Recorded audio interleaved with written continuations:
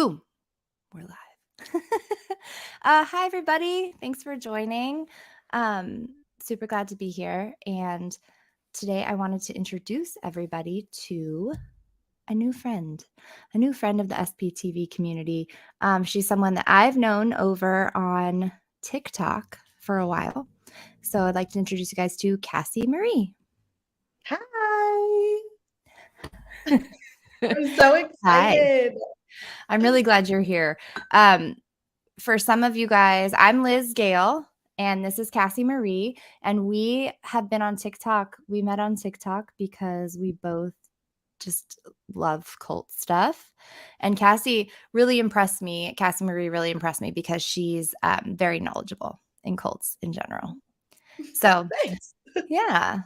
Is there anything you want to say about yourself? Do you want to introduce yourself?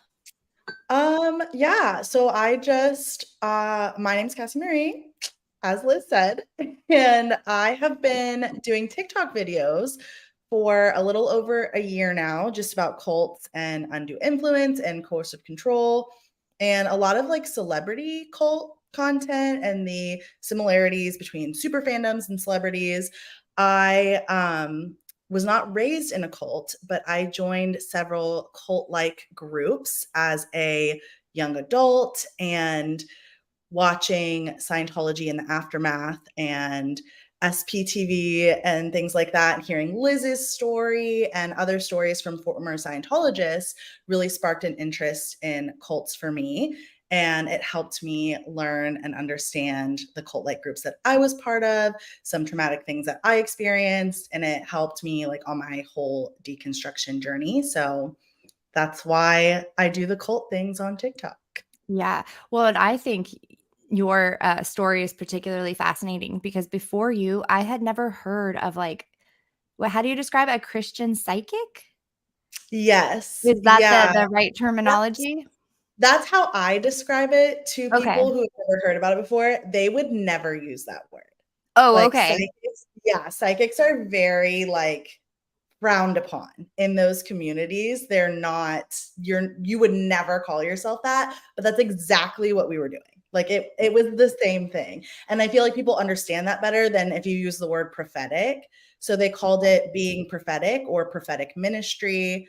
And I like the way that sounds. Prophetic yeah, ministry. I like it. yes, it sounds like a little more, I don't know, like official or like, Mhm. I mean, it sounds more Yeah. Christian because that they use True. that word in the Bible. True. So, yeah, so I learned how to prophesy is like the terminology that they would describe it, and people would come to us on Sundays and I would sit down and like give them words of knowledge, basically tell them God is trying to tell you this or trying to tell you that.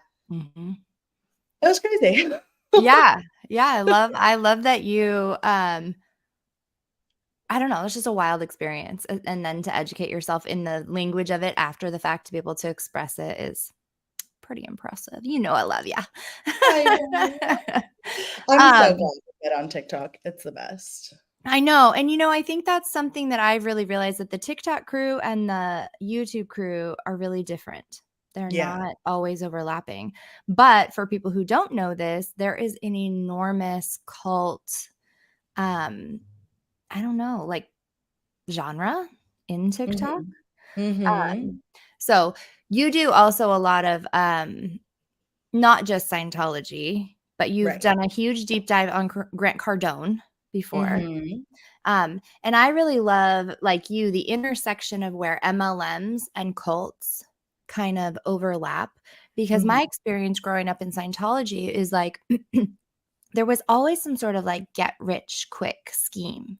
There was always something going on that and don't get me wrong, it actually worked sometimes because I remember the day that my dad's business partner made $1 million on the stock market. I remember that day very Yeah. clearly. So it's like some people would have success and then they'd be like, Mhm. you can do it too. And then they went on to open this big investment firm. And then there was a scandal because they filed Chapter 11 and all these things. But Yeah, I think I've decided, I don't know if there have been studies on this or if this is true or not. I'm sure we could ask some scholars, but I think that's very common in cults to have overlaps with like MLMs or get rich quick things. Mhm. And I think that's why Scientology helped me deconstruct, because my Christian cult led me into the MLM, and I got into business coaching and spiritual business coaching, where like the prophetic Christian Right. intermingled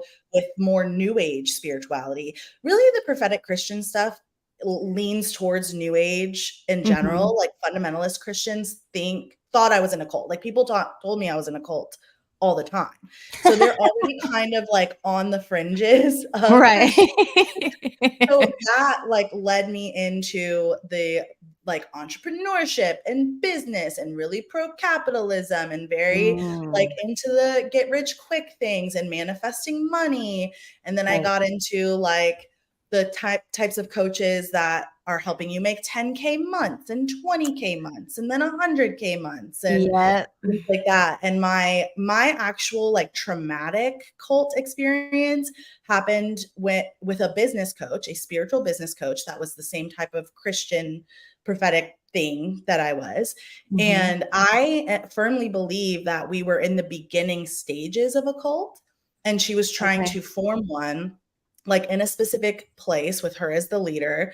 And I developed a very close friendship with another girl in that group, and kind of the two of us together with our significant others were able to be like, what's going on and Right. get out of that.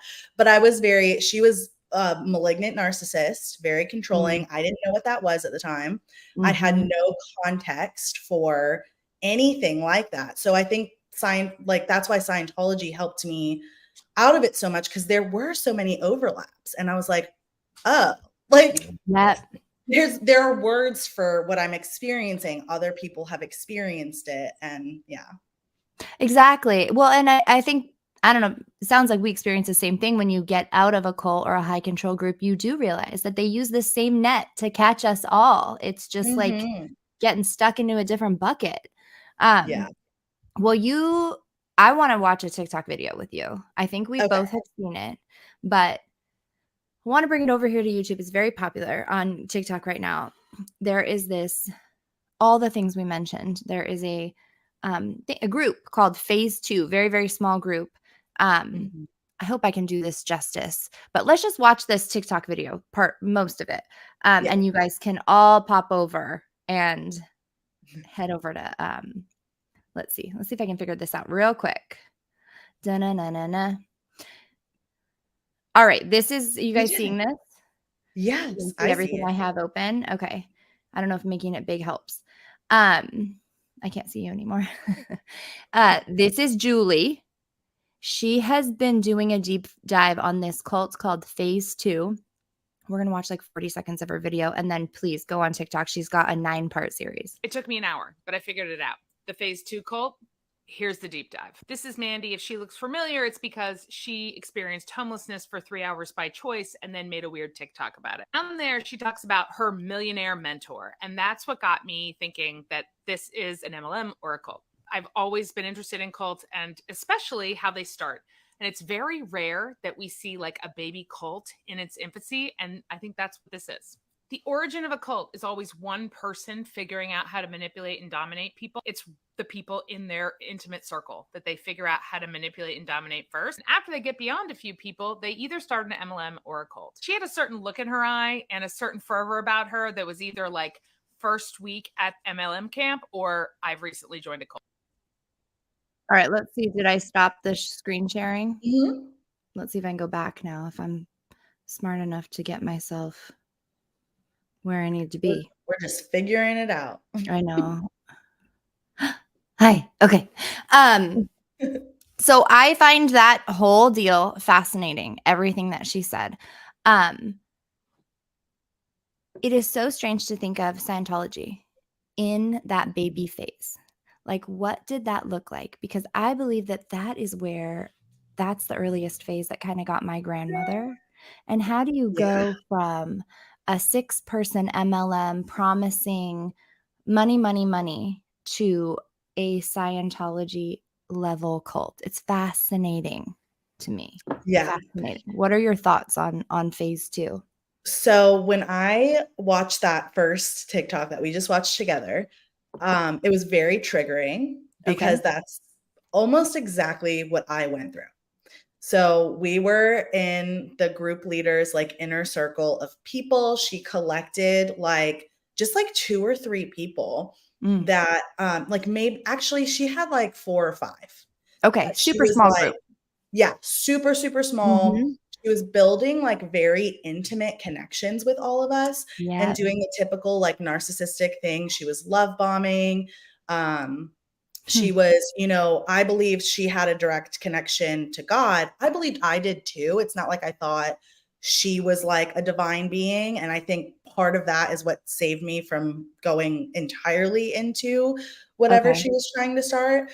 But I believe she heard from God. So she would give me prophetic words from God because they would tell you in the Christian cult that it's harder to hear from God for yourself than it is to hear from God for other people. And it was a way for us to have to rely on others and leaders to be sure that we're interpreting what we're hearing correctly.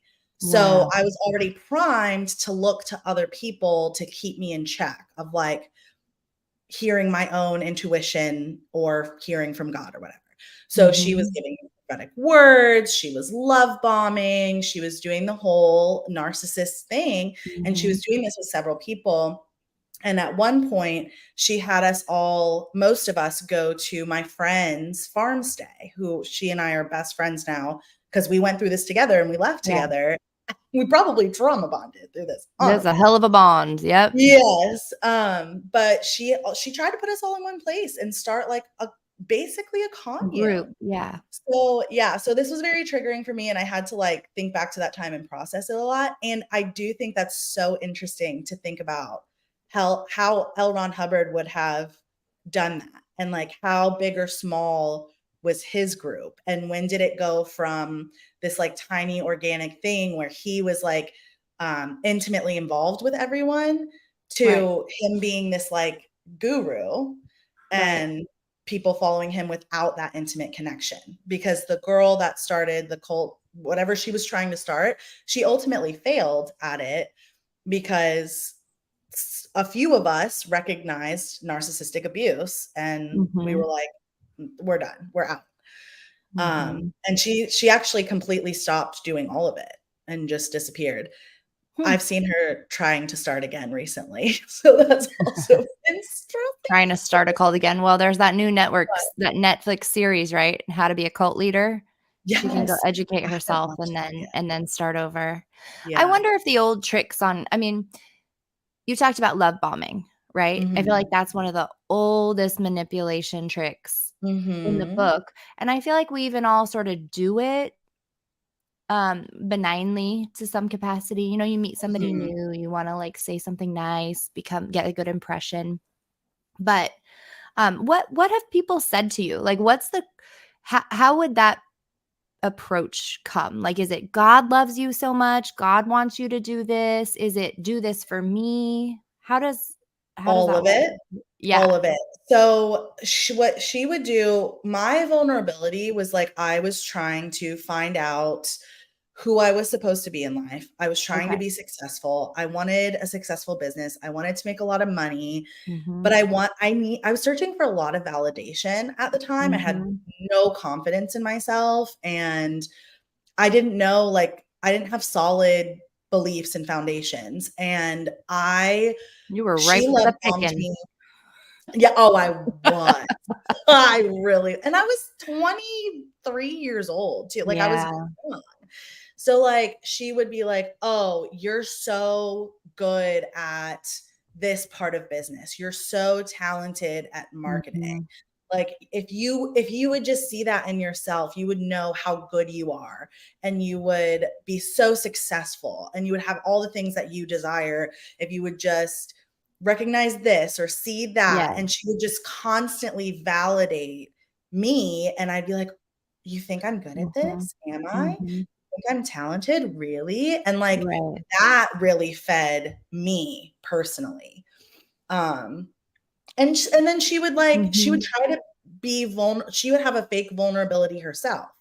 So like in a normal relationship, you both kind of slowly dip into being a little more vulnerable with each other, a little more vulnerable with each other. Like even you and I building like a TikTok relationship. It's like Right.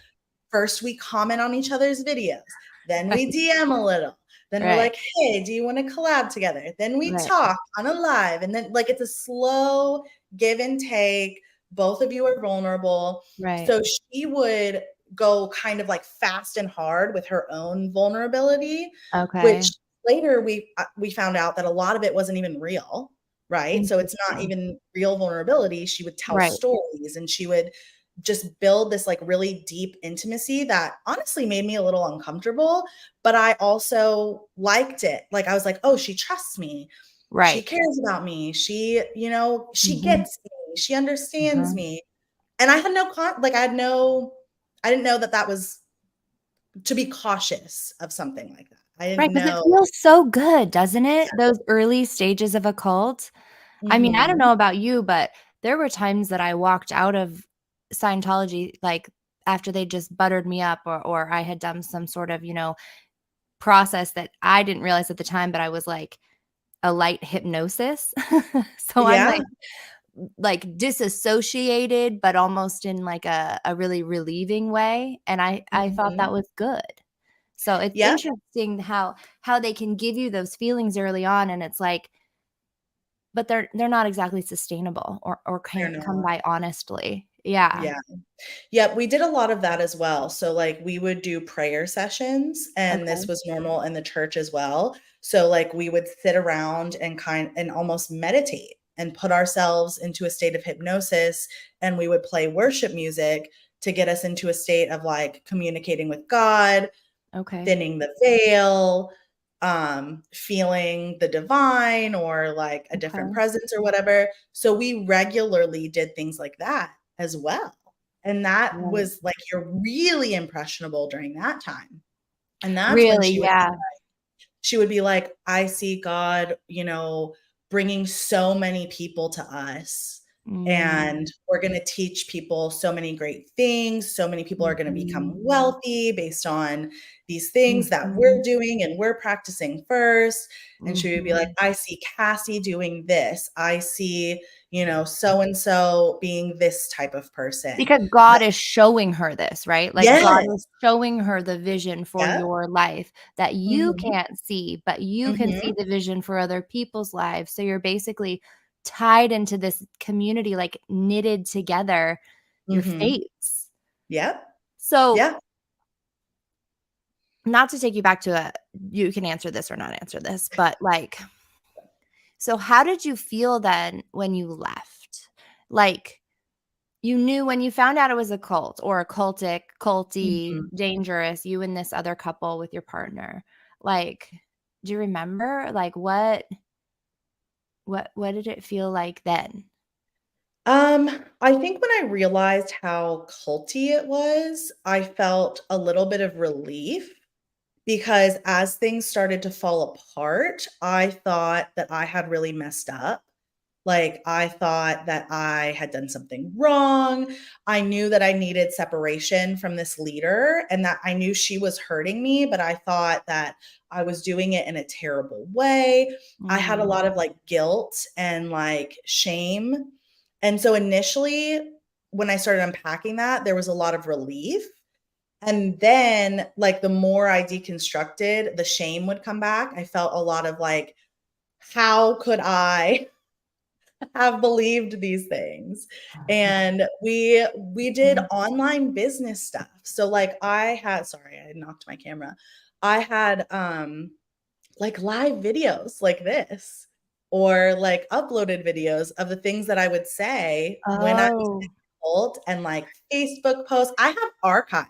Let's watch one of those sometime whenever our do that one relationship time. matures. Yes, we could. So like I had a lot of like reminders of like the things I said, the things I did, what I believed. And there was a lot of shame where I was like, oh my God, like who was that? who was Who that was that person? person? Yeah, Yeah. yeah. So So can it I was a lot of feelings, and okay. there's still a lot of feelings, and Are there's there? still like a lot of like, oh, but yeah, it just there's still a lot of deconstruction needed. There is a Mhm. lot that I've had to unpack, and I've just had to learn how to give myself grace and like understand that something happened to me systematically and I'm not alone. I'm not unique in this experience. Like it wasn't entirely my fault, which is Mhm. what I initially said. So yeah, I don't know. It was a lot. No, I totally get that, and I think that's where everything that you just described going through, I think many people who have left cults or even abusive relationships go through Mhm. that same thing, and it's such a roadblock to getting us out to that true freedom because it's like I don't know if you experienced this, but I went back to Scientology in particular over and over in my life. I Mhm. would be like, "This is stupid, I don't need it," but then something would happen to me, and I would feel Mhm. vulnerable, and I didn't have any other resources, and I wasn't really allowed to seek any other resources, so I would go back to try and feel better using more Scientology.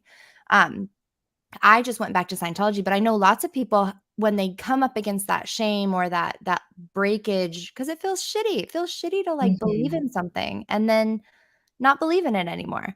Especially if Yeah. you're like, you or I, where you believed it and you wanted other people to believe it. So Yes. so stressful.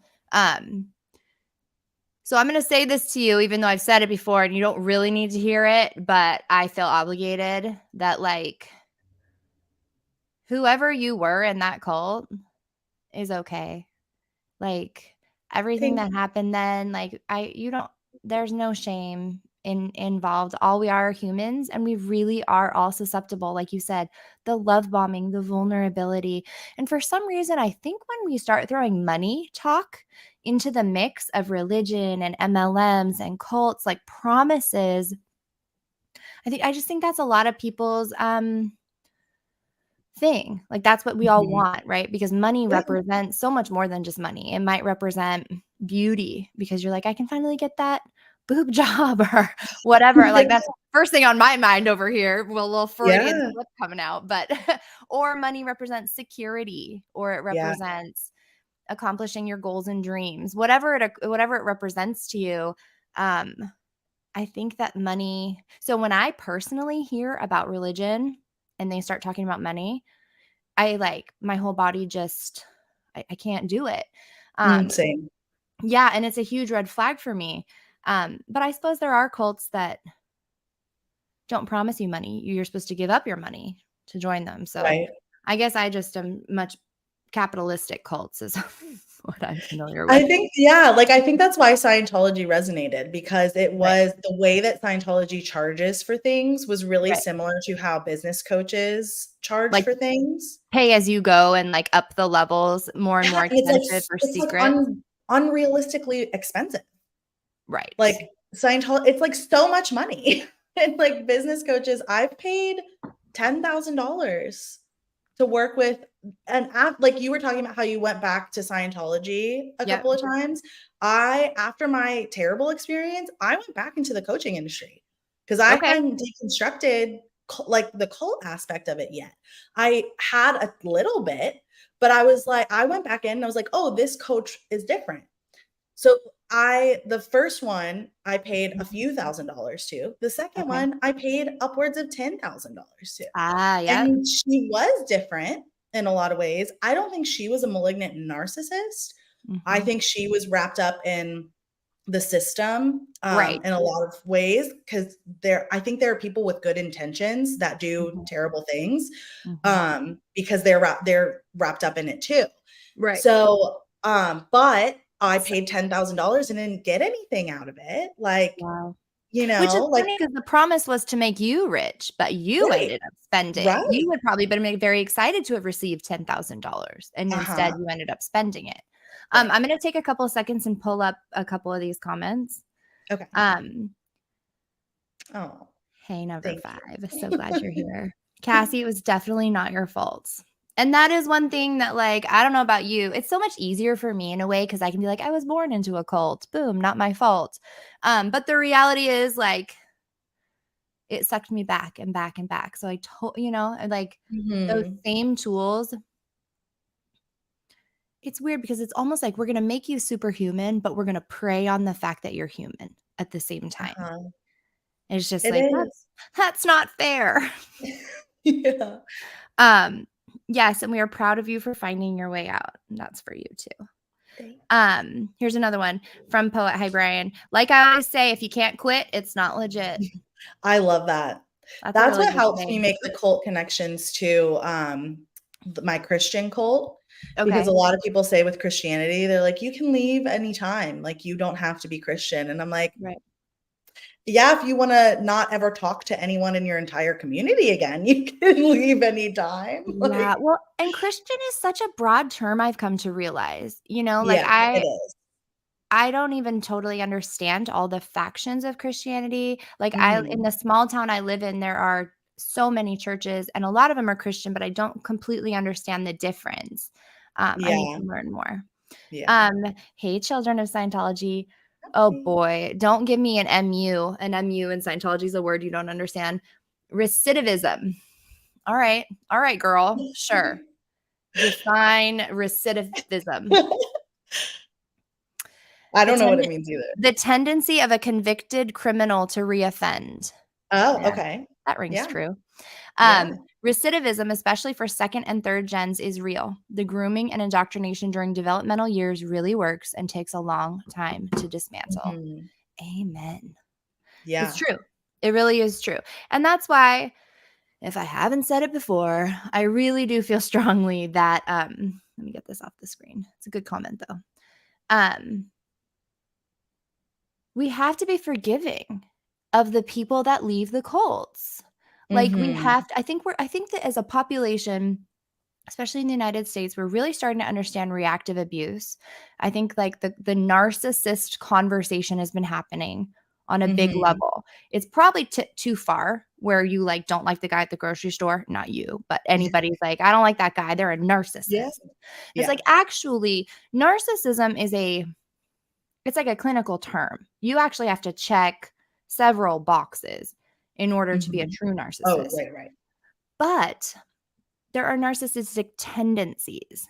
And Mhm. I've come to understand that when you're abused by a narcissist, I'm not trying to like preach to the choir here, but Yeah. I just want to make sure that everybody understands how I feel about this.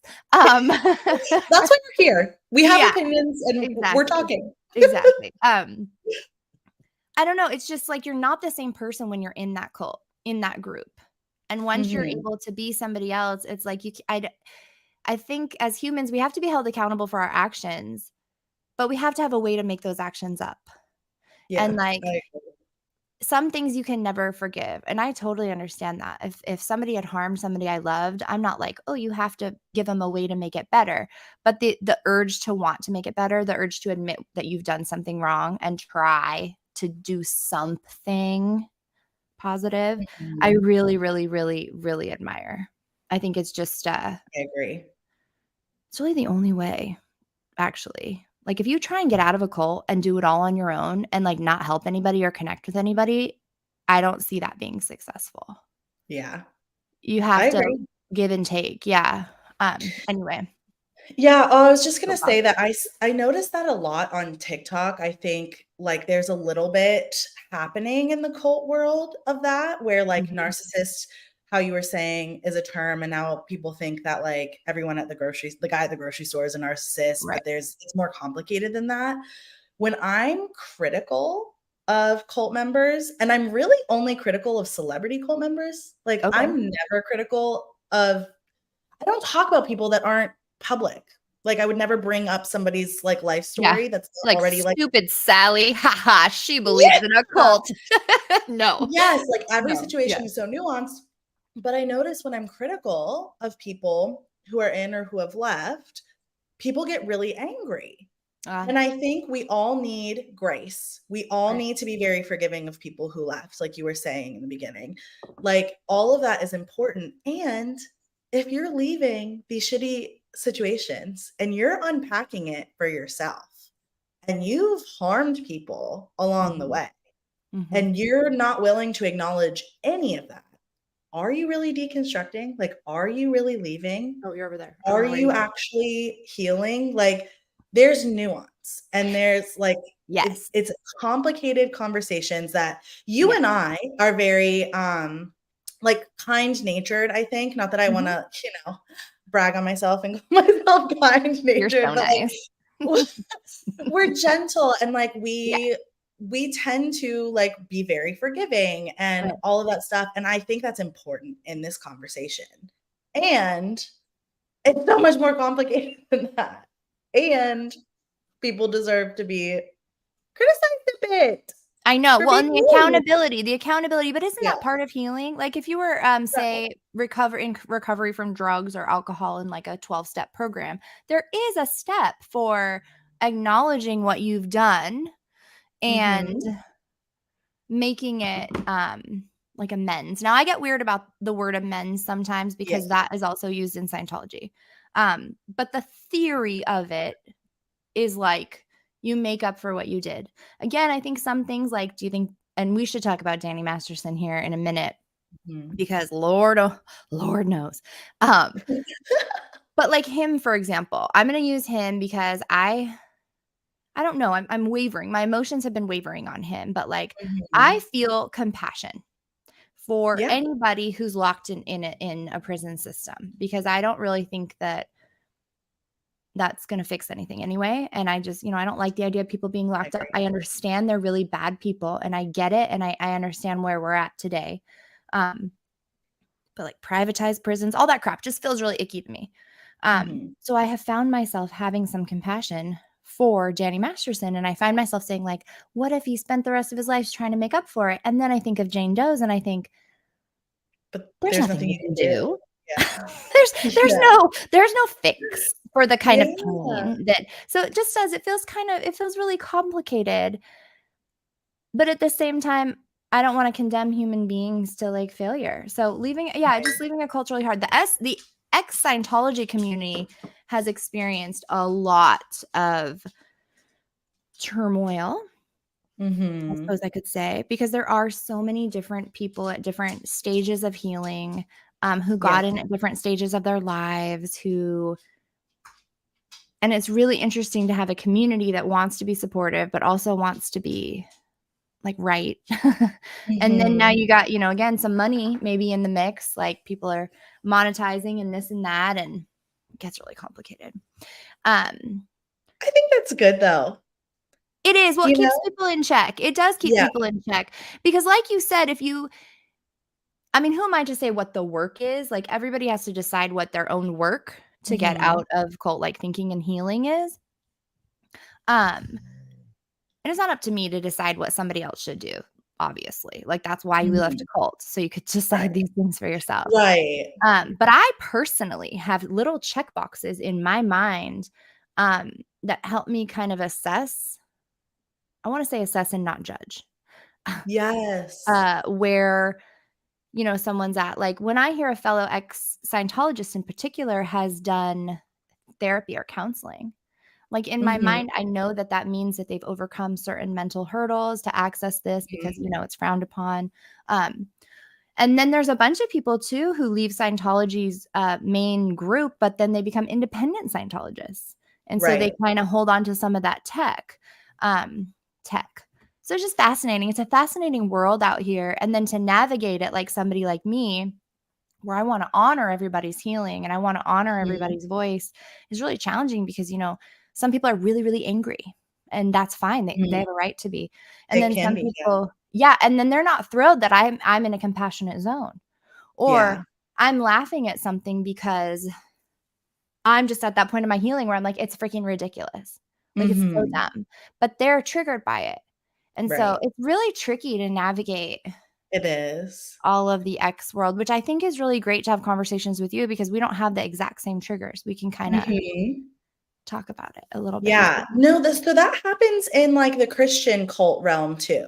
And like how you were saying before, how Christianity is such a broad term, it really, really is. So some people, sorry, You're fine. dings. Some people, everybody's on different stages of healing. Like the Christian deconstruction community is very similar, where Right. everyone's at different stages of healing. Some people are still Christian, like you have progressive Christians, you have people who are still somewhat conservative Christians that realize that they were in a cult and they've deconstructed, but they still hold a lot of the same biblical beliefs or things like that. Right. And then there are people who have gone completely into atheism or completely into Gnosticism, or like, I don't even know, or some mix of all of them. You have new people go into New Age, people get really witchy. There's like a very real like Christian to witch pipeline. And I Christian to witch pipeline. Oh, sounds like a water slide, and I want to be on it. Sorry, keep going. Which is great. Like I don't have a problem with any of it, because I think that like I didn't see things until I saw them. Right. Like and if had I not sought out like all of this information and been so fascinated by it, who knows where like my beliefs would be landing right now. So like I'm like you, like we're very similar in that fact where I'm like, you can be angry, you can be silly, you can be still Christian, you can be not Christian, you can be atheist. And I think that everybody's going to land somewhere different. But I do see people within the community get really mad about, like, sometimes atheists will get really mad that people are still Christian. Right. And they'll be like, well, you haven't unpacked all of this if you're still Christian. And but everyone's different. Yeah. And I don't know how to best honor everybody's healing, but it's a weird, weird line to walk. Well, healing's wild. It's so wild. So wild. Ew, she said tech. I know. I'm gonna pull that up. Yeah. Here's the thing about Cassie Marie is Cassie Marie has actually been studying Scientology for quite a while and can hold up she can hold a legitimate conversation. But we've also thought it was really interesting. So, I have a novel that I wrote that I'm going to release later. And I call the cults in my novel the technique, because I was fascinated that even NXIVM calls their stuff tech. And so tech has actually been used across a few cults. And I think it's so funny because it's like making it sound legit because it's tech, but it's like so silly.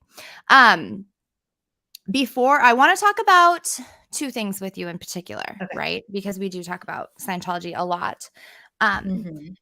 Did you hear about Leah Remini's judge situation? Have you heard about this? I heard a little bit. I heard the judges switched, and that was good. And then I saw something else happen, and I haven't watched any of that or heard about any of that. Yeah. So let's see. Let me see if I can do this again. This was her first judge. Nope, that's the new judge. This is the old judge, right? Let's see if I can do this. You see it? You can see on my screen. See everything. See my dirty messages. Just kidding. Because Aaron like doxed one of his people by sharing a screen by accident. And so I'm like totally paranoid. I'm like, nobody talk to me. So this is Judge Fahey. Okay, this was the judge that she was first assigned to. Then she didn't like this judge and asked for another judge, because apparently this judge is really pro-police.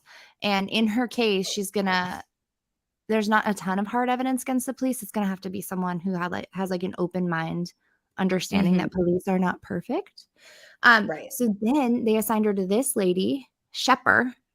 Shepard's husband is a lawyer for Scientology. So she stepped down, which is great that she stepped down. Good. She should have. Oh my gosh. That's amazing.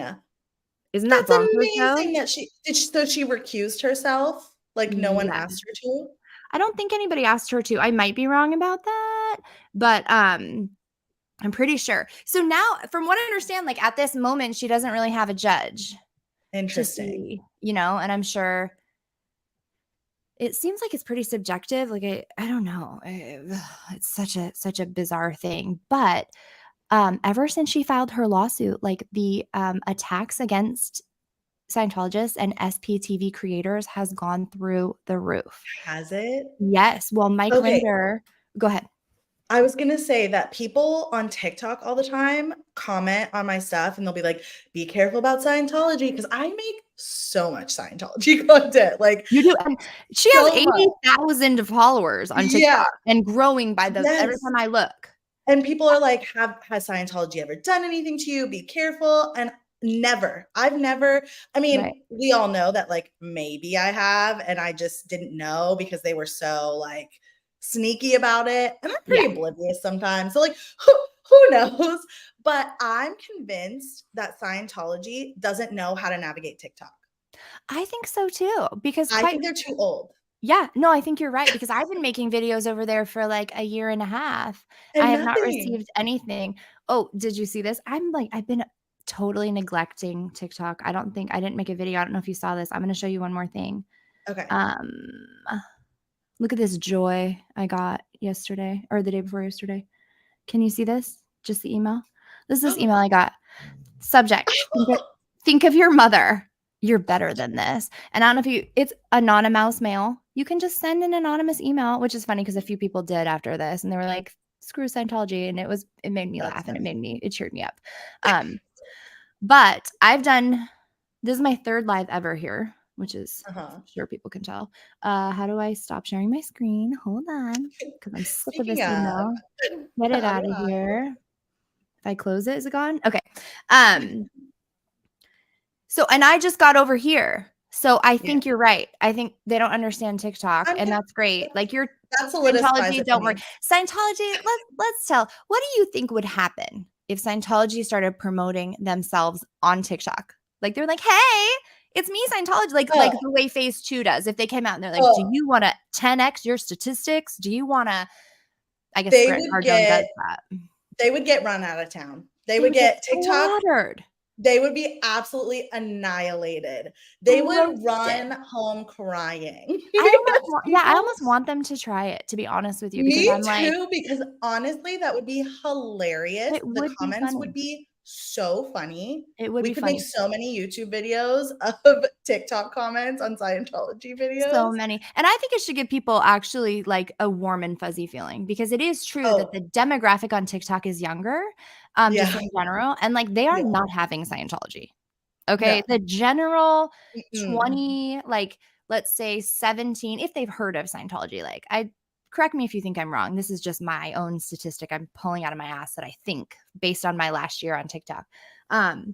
Maybe like 20s to 30, like early 30s is about my demographic over there. And every time I post, I get messages telling me Scientology's a cult. Stay away. Oh, yeah. I'm like, oh, thank you. That's such good advice. I see those in your comments all the time. Right. Like, yeah. Yeah, and they say it so matter-of-factly. It's like that campfire's hot. Don't put your hand in it. Scientology's a cult. It'll fuck your life up. I'm like, okay. Yeah. So I'm really happy to contribute to that like general perception, because you might succeed in Scientology if you are one of their top elite few. If you're like a Tom Cruise and you love free labor and you love people just blowing hot air up your ass all day, maybe Scientology is for you. If you're a narcissist, sociopath looking to totally cut ties with everybody that you love, might work out for you. Yeah. You might love it. You might love Scientology. In fact, maybe I should start doing, okay, I'm going to back up. Sometimes on my TikTok, I'll start talking and I call myself, hi, it's Liz Gale, your friendly third generation ex-Scientologist. But sometimes I don't say that.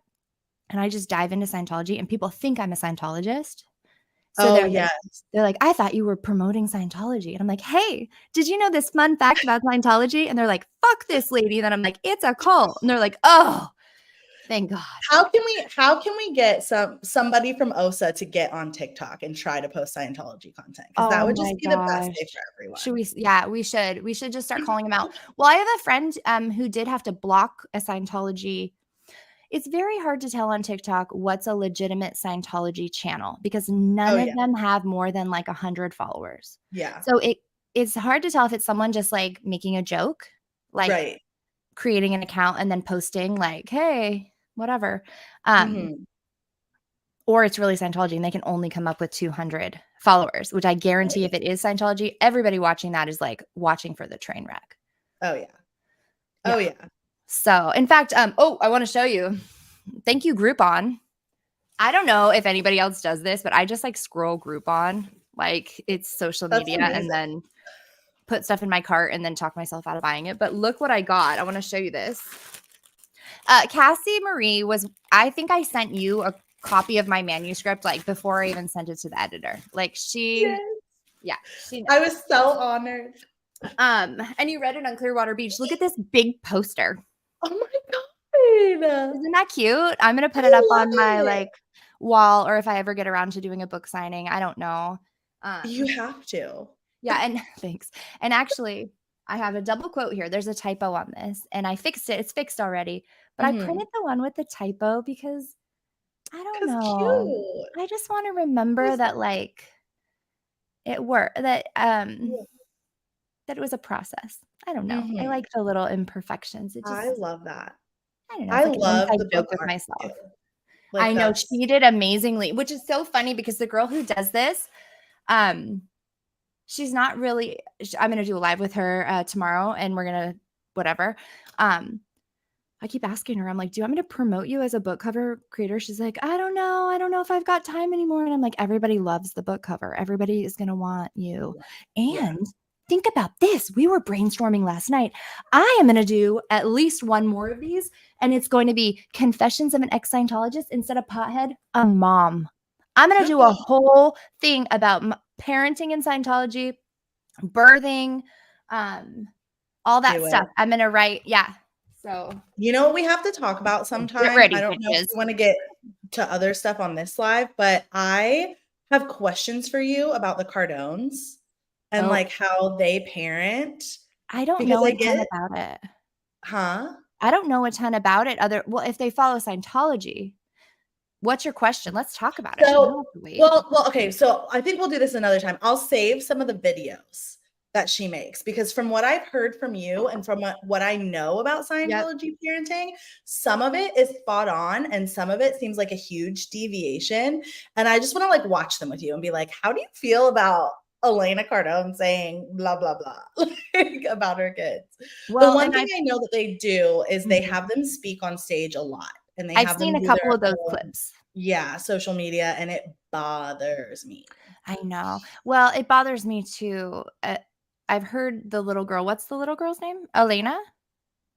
No, the mom is Elena. Yeah, I don't know what. I can't remember. I can't remember her name either. That's probably good that we don't name drop her anyway. Yeah, I tried to not. I'm rooting for you, little girl. Yeah. When I had heard her talk, she was like talking about like being a job and exchanging, like providing, but being raised. She's got like a whole crisscross of the perfect storm. Like, good thing that she's comes from money because I feel like she's going to need a lot of therapy. Probably. I think so. I hope she receives a lot of therapy. We all should. No shame in the game. No. But I felt like she was associating her own self-worth with the amount of money and like something she could provide for her family, which I see in Scientology a lot. Not always money, but like what you can do for them. I don't know. But her father is like a public person, narcissistic. So there's a special kind of abuse in that. And I think there's also a special kind of abuse of just like, maybe not abuse, but it's going to affect a child to be put on stage in front of such large audiences at such an early age. Talking about how great you are. Because she's got I don't know. What are your thoughts on her? Well, so I've had people in my DMs on the Christian side of things talking about having been child preachers. And there are certain denominations of Pentecostalism and fundamentalist Pentecostal churches that think certain children are like anointed by God and are blessed and divine and they preach. And so they get on stage and literally preach salvation to people as small children. And it makes me think of even child actors and child reality stars that are that are forced to put on a performance at such a young age. And we know from the history of child stars that that is very damaging to a child's development. And like parentification, I think about the Duggars a lot and how they were forced to take on a lot of adult roles as children. And so I feel like it's like children taking on adult roles. And so I always wonder from a Scientology perspective if that's simply because Scientologists believe that children are adults in small bodies. But it's interesting that that's a thread that carries through a lot of different cults that don't necessarily hold that same like tenet of beliefs. So I just wonder like But kids how are so vulnerable, right? Like Yeah. if you're a cult, you're going to be like, who's vulnerable? You've got these vulnerable adults who have certain resources, but then you've got vulnerable children who have a totally different set of resources. Right. And I mean, who knows? It's got to be, especially a young kid up there talking about God and stuff. I bet that's a real moneymaker. Yeah, I have several like deconstruction culty music artists that I love listening to. And this one girl, Maddie Zam, she was a worship leader. And then she deconstructed and actually came out as gay and has had this whole awakening and has made a lot of music about it. And she recently released a song about her feelings post leaving the cult and deconstruction and things like that, where she talked about how she got on stage and sang worship as a young teenager. Like she wasn't little, but as a young teen, getting up on stage and singing worship at a friend's funeral and a friend's parents' funeral. And there's this line in her song where she says, I was too young to teach people about what happens on the other side. I was too young to lead people into something that like we don't know anything about. It makes me like emotional thinking about it. So it's things like that that I think about with the Cardone's kids in particular, where I'm like, they're so young. They're so young to be on a stage in front of adults. Teaching adults how to be. Like well, how and to be adults. How to be adults. Yeah, how to be successful in the adult world. Yes. But I also feel bad for her in particular because they wrapped her up in their scheme and he is having a whole fraud, like RICO Act deal about his keto pills or whatever it was. Well, that's Grant's brother. What? Yeah. That's Gary Cardone. Oh my heavens. I'm going to have to do a little redaction. No. Did you know he had a twin brother? Fucking what? What? There's two of them? I actually did not know that. So Grant Cardone is not being sued for fraud? Not yet. What? Okay, I have some explaining to do. Yeah, what no, if Gary, you wouldn't? so Gary is also OT8. Okay. Like he's a twin. He's also very wealthy, but not as wealthy as Grant. He's the one in the RICO case. He's about to not be so wealthy. I was not aware of that. That is fascinating. Oh, good. I just got a great message. My child wants to spend one more night at grandma's. Oh, I have a real busy love day those. today. I have a lot to do. I don't know. I did not realize that launching this book thing was gonna like. I should have planned a little better because I've got I work two jobs, so I'm just launching like, is a whole thing. A lot. Yeah, Yes. I'm learning on the go. I would love to talk about Danny Masterson with you because even though it's a tricky topic and we both get a little invested, that's okay. You can yell if you need to yell. I was going to say, we get very passionate. We do. Well, because you and I covered, I think we even bonded mostly and started communicating really, truly as like friends and support more in the first Danny Masterson trial. So, every time there was like some kind of release or some sort of new news, you were like one of the top people because you were so knowledgeable. I didn't have to be like, this happened and this happened. I was like, we were both just like, did you see? I saw. It's crazy. But that said, I don't even know, I guess, where I'm going necessarily with this whole topic. I don't really have like a specific question, but what a wild ride. That was insane. That was insane and exhausting. And So it was very exhausting. different the first time around than the second time around. I don't know That's if you true. experienced that. I did. Like, I did a lot of coverage the first time around, and I think a lot of people found me on TikTok that way. Right. And there were, even then, people thought that a lot of Scientologists were like bullying me on TikTok. But I think it was just men. Like, there was a lot more backlash the first time around Yeah. that I experienced. Like, Mhm. I had to take a break after that because so Yeah. many people were so nasty to me for so long that I was just like, all right, I gotta take a step back. And these But men were yeah, saying things like, "He's not proven guilty. He's mhm, he didn't do," like, their women are lying, they're making yeah, this up, like, that narrative, right? Yeah. that, and like, then they started attacking me personally. Like, Oh, they would right. be like, "Oh, you Internet. have green hair, what do you know?" Yeah. Or, like, they would start, like, attacking different things about my appearance and be Okay. really mean, and Yeah. then be really mean about the Jane Does, which makes me Yeah. really angry. Like, Yeah. that would just rile me up, and I felt so protective over what they were going through Right. because of, like, my understanding of the cult dynamics, I think, and, Yes. like, because of my understanding of Scientology Right. and all the things that all of us knew behind the scenes that the media wasn't sharing necessarily, that the jury Yes. didn't get to know, that, you had to be really paying attention to Yes. find the right information. So, there was a lot, and it was right after the Johnny Depp and Amber Heard That's stuff, right. Mhm. and it was going on as this at the same time as the Weinstein Right. trials, Same like, on the courtroom. same floor, Yeah. right? Mhm. So, there was much more media coverage, and I think, like, not great media coverage, Uh-huh. and it was just really intense and It hard, was. and second time, yeah, well, because of the Johnny Depp stuff, because it wasn't Johnny Depp's fault, people were applying that to Danny Masterson, and they were like, I got a lot of comments that were Right. like, "Men are not at fault. See Right. what happened with Johnny Depp." And I'm like, Right. "That's not that's a different it's a different thing, like, it's a whole different thing." Right. So, yeah, the first time around covering it was really intense, and we were so sad. I remember you and I Did were you just like, cry? I did. I cried. We I both we cried. yeah, we cried when when it was a mistrial. Mhm.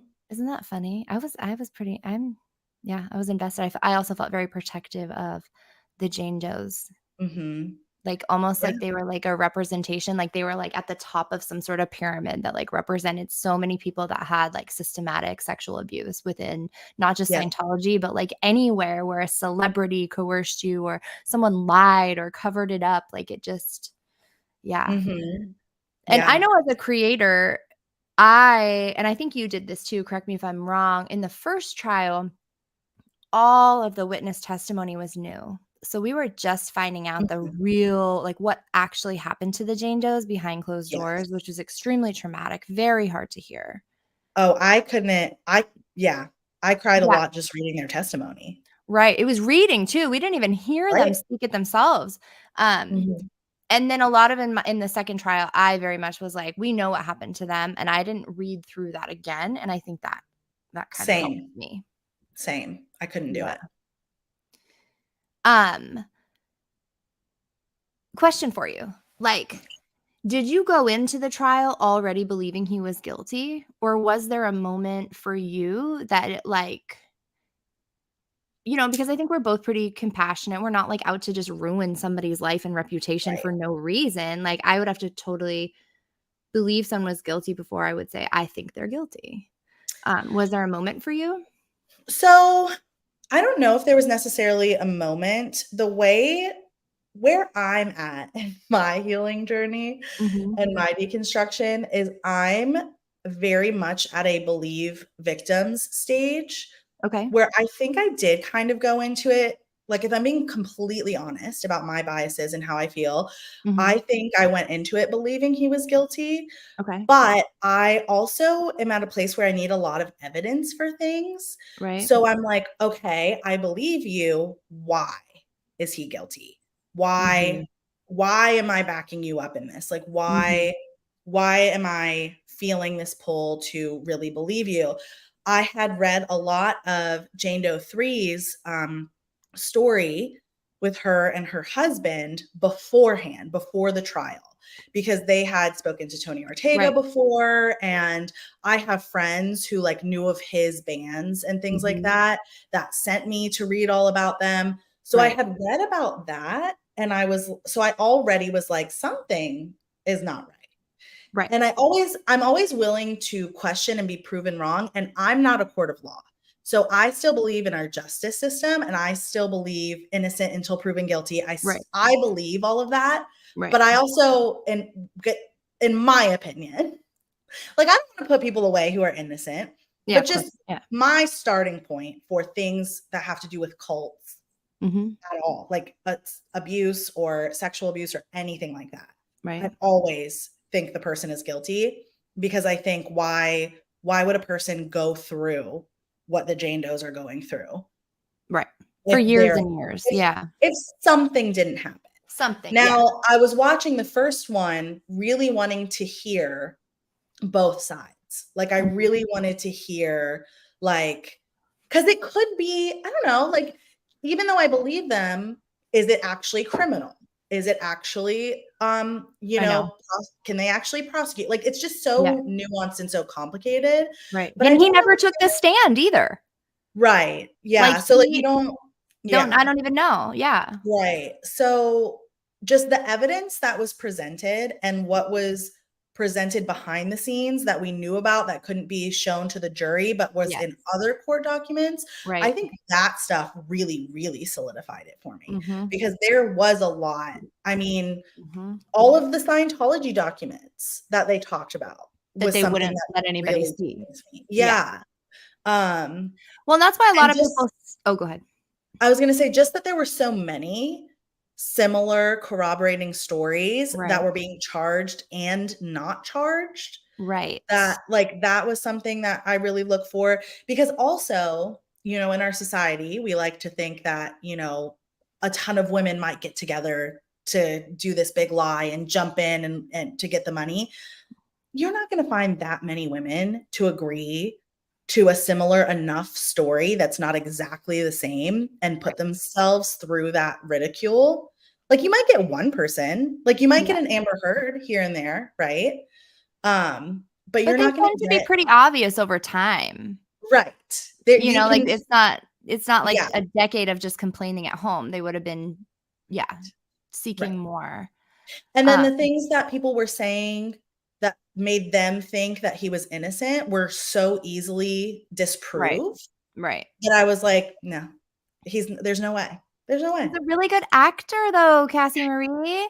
There's no way he could have done that. But Hyde would never. Hyde, I know, he's so. I had a moment. I forget. I think it was in the first trial where one of the Jane Does. I don't even know. I'm gonna get my numbers wrong. I feel like it was Jane Doe 2. I don't know. She was describing what had happened with Danny Masterson, and she had said that he, for lack of another term, he body routed her. He used Scientology training to move her drugged body around the room and into different positions. And she said he kept saying, "That's it," and like flipping her around. And that really stuck. That just, I don't know, that detail just really solidified it for me. That was the testimony that I was like, because I was kind of wondering, it's not that I mistrust the Jane Does, but now that I've been out of Scientology for a while, I do understand that there is a certain like type of person who wants to be associated with the ex-cults and ex-Scientology or ex-community because it's kind of exciting or something. I'm not really sure. But when I heard that the Jane Doe said that he used that exact term, I was really, really, I want to say upset.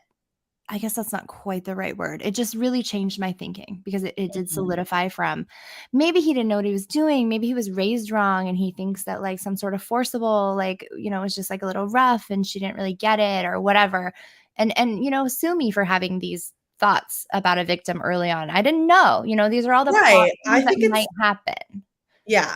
I think those are fair thoughts to have. For sure. Well, and I don't want I never would want someone to be convicted of a crime that they didn't commit. But, as a parent, I've come to even teach others, like, intention is one thing, but it's what Mhm. it's still the result that matters. Like, you didn't Yeah. intend to break that glass, but we still have to clean up the mess. It doesn't make you a Mhm. bad person, but it's like, Right. now we just have to deal with it. So Yeah, I and wasn't really sure. I think with Danny too, it's like how much of it was learned from Scientology, right? Yeah. Well, and that's where, like, sometimes I like to play publicist for people in really bad situations. Like, if I was John Travolta's publicist, I would tell him, "You need to get a boyfriend of, like, 30 years or older. You need to have your whole family on board, and then you can come out into the public and say, 'Hey, I'm actually, this is my life partner now, like, we're together, and Scientology has been blackmailing me. And I didn't Yeah. want to embarrass my lovely wife because even though, maybe sexually I want something different, I really love and respect her. Mhm. Scientology was blackmailing me. I'm getting out. And John Travolta, you will be it will be like Pulp Fiction all over again, It buddy. really would. He really would be, He yeah. would. He's still likable enough that if he like kind of could salvage it. Tom Cruise, Oh, on the other yeah. hand, Oh, he can't. Yeah. I There's no mean, publicist for Tom yeah, Cruise. there's no help for that guy. The Good. only person who can save Tom Cruise is Suri. The only person. If Oh, she good is filmed point. walking out of his apartment or his place and said, "Hey, I had a nice Good time with point. my dad today." Good point. Boom.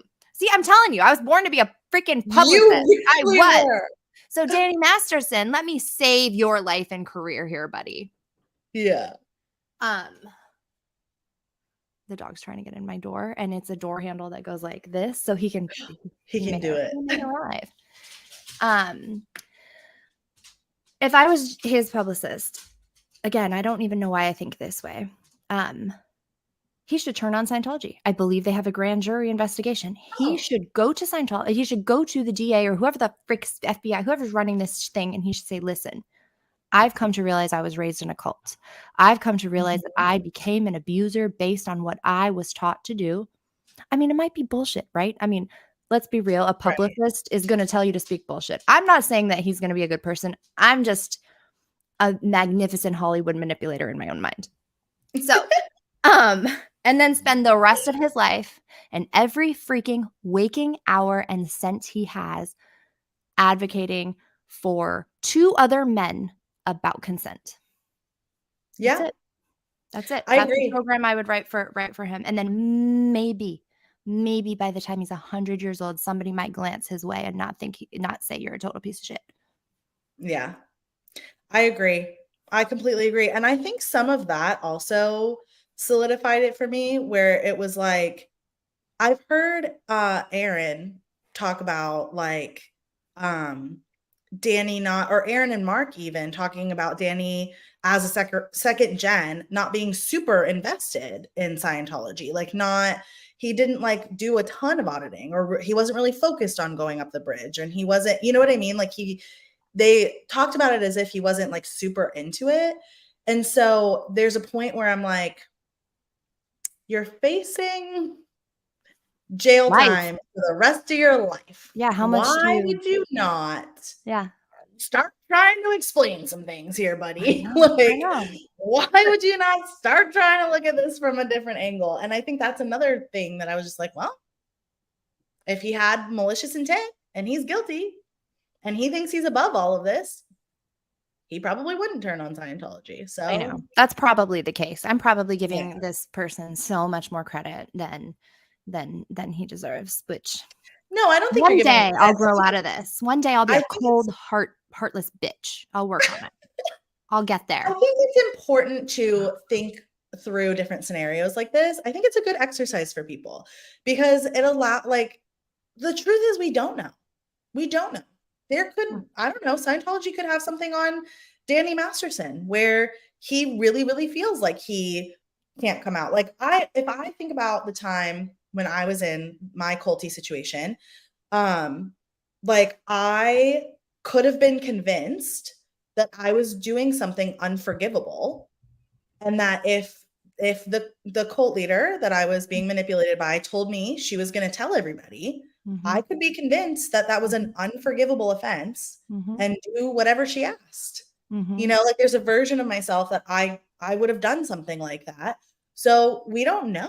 Like Danny could be also being still manipulated by Scientology, and Mhm. none of that, and you're not saying this at all, none of that excuses or forgives what he No, did, of course not. because the impact was still what it was. Right. And yeah, you're not saying that at all. So I don't think you're being like awful. It's just, what if Yeah. it's not what What we're all if? assuming or whatever. I know. It's just sad. I guess it's just another example of like how Scientology really ruins somebody's life. Like Oh yeah. when I think about that term, and I tell my kids even like there's some mistakes that you can't come back from, right? Like Mhm. there's some mistakes you can make, but some mistakes you can't undo them. Right. Like you drive drunk and hurt somebody, like you can never take that back. So that's why we have to think about our actions. Mhm. Um, so it's just hard to see. I feel like Scientology ruined my relationship with my mother. Like Mhm. there isn't a solution. And I feel like it's like Right. that with Danny Masterson. It's just like people hurting, people incarcerated, and even now he's been found guilty. Like Jane Doe 3 didn't get that. She didn't get a Right. guilty verdict. And Right. that's gonna affect her civil lawsuit, most likely. Mhm. Um, so it's just still ricocheting, or like, what's that word? A ripple effect of like Of ruin, awful things. awful Of things. And awful it things. really comes back to like, I mean, I do blame Danny Masterson above all, but I also see the picture that like the systematic cover up, you know, Mhm. it's like early on in his life, maybe he brushed against something and somebody was like, I don't like that. And that could have been a learning opportunity for him. His Mhm. church could have been like, hey, that's not okay. Right. You touched her shoulder in a way that she didn't consent to. Like, you need to stop. This is the meaning of consent.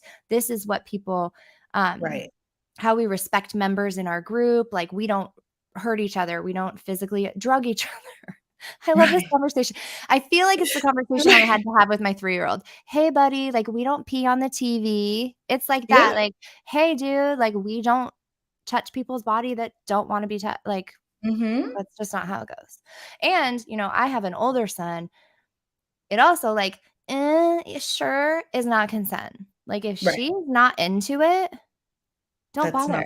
Because it's Mhm. way cooler when, I mean, what are you doing? If Yeah. like, what are we I doing think here? the Danny Masterson, I think asking these questions is important though too, because I think it ties into celebrity culture and like celebrity stan culture, as like just in America, and how Yes. we as a society view celebrities, because Mhm. part of it is that Danny did these things when he was very, very famous. Right. And he would have never been, so Scientology adds another layer Mhm.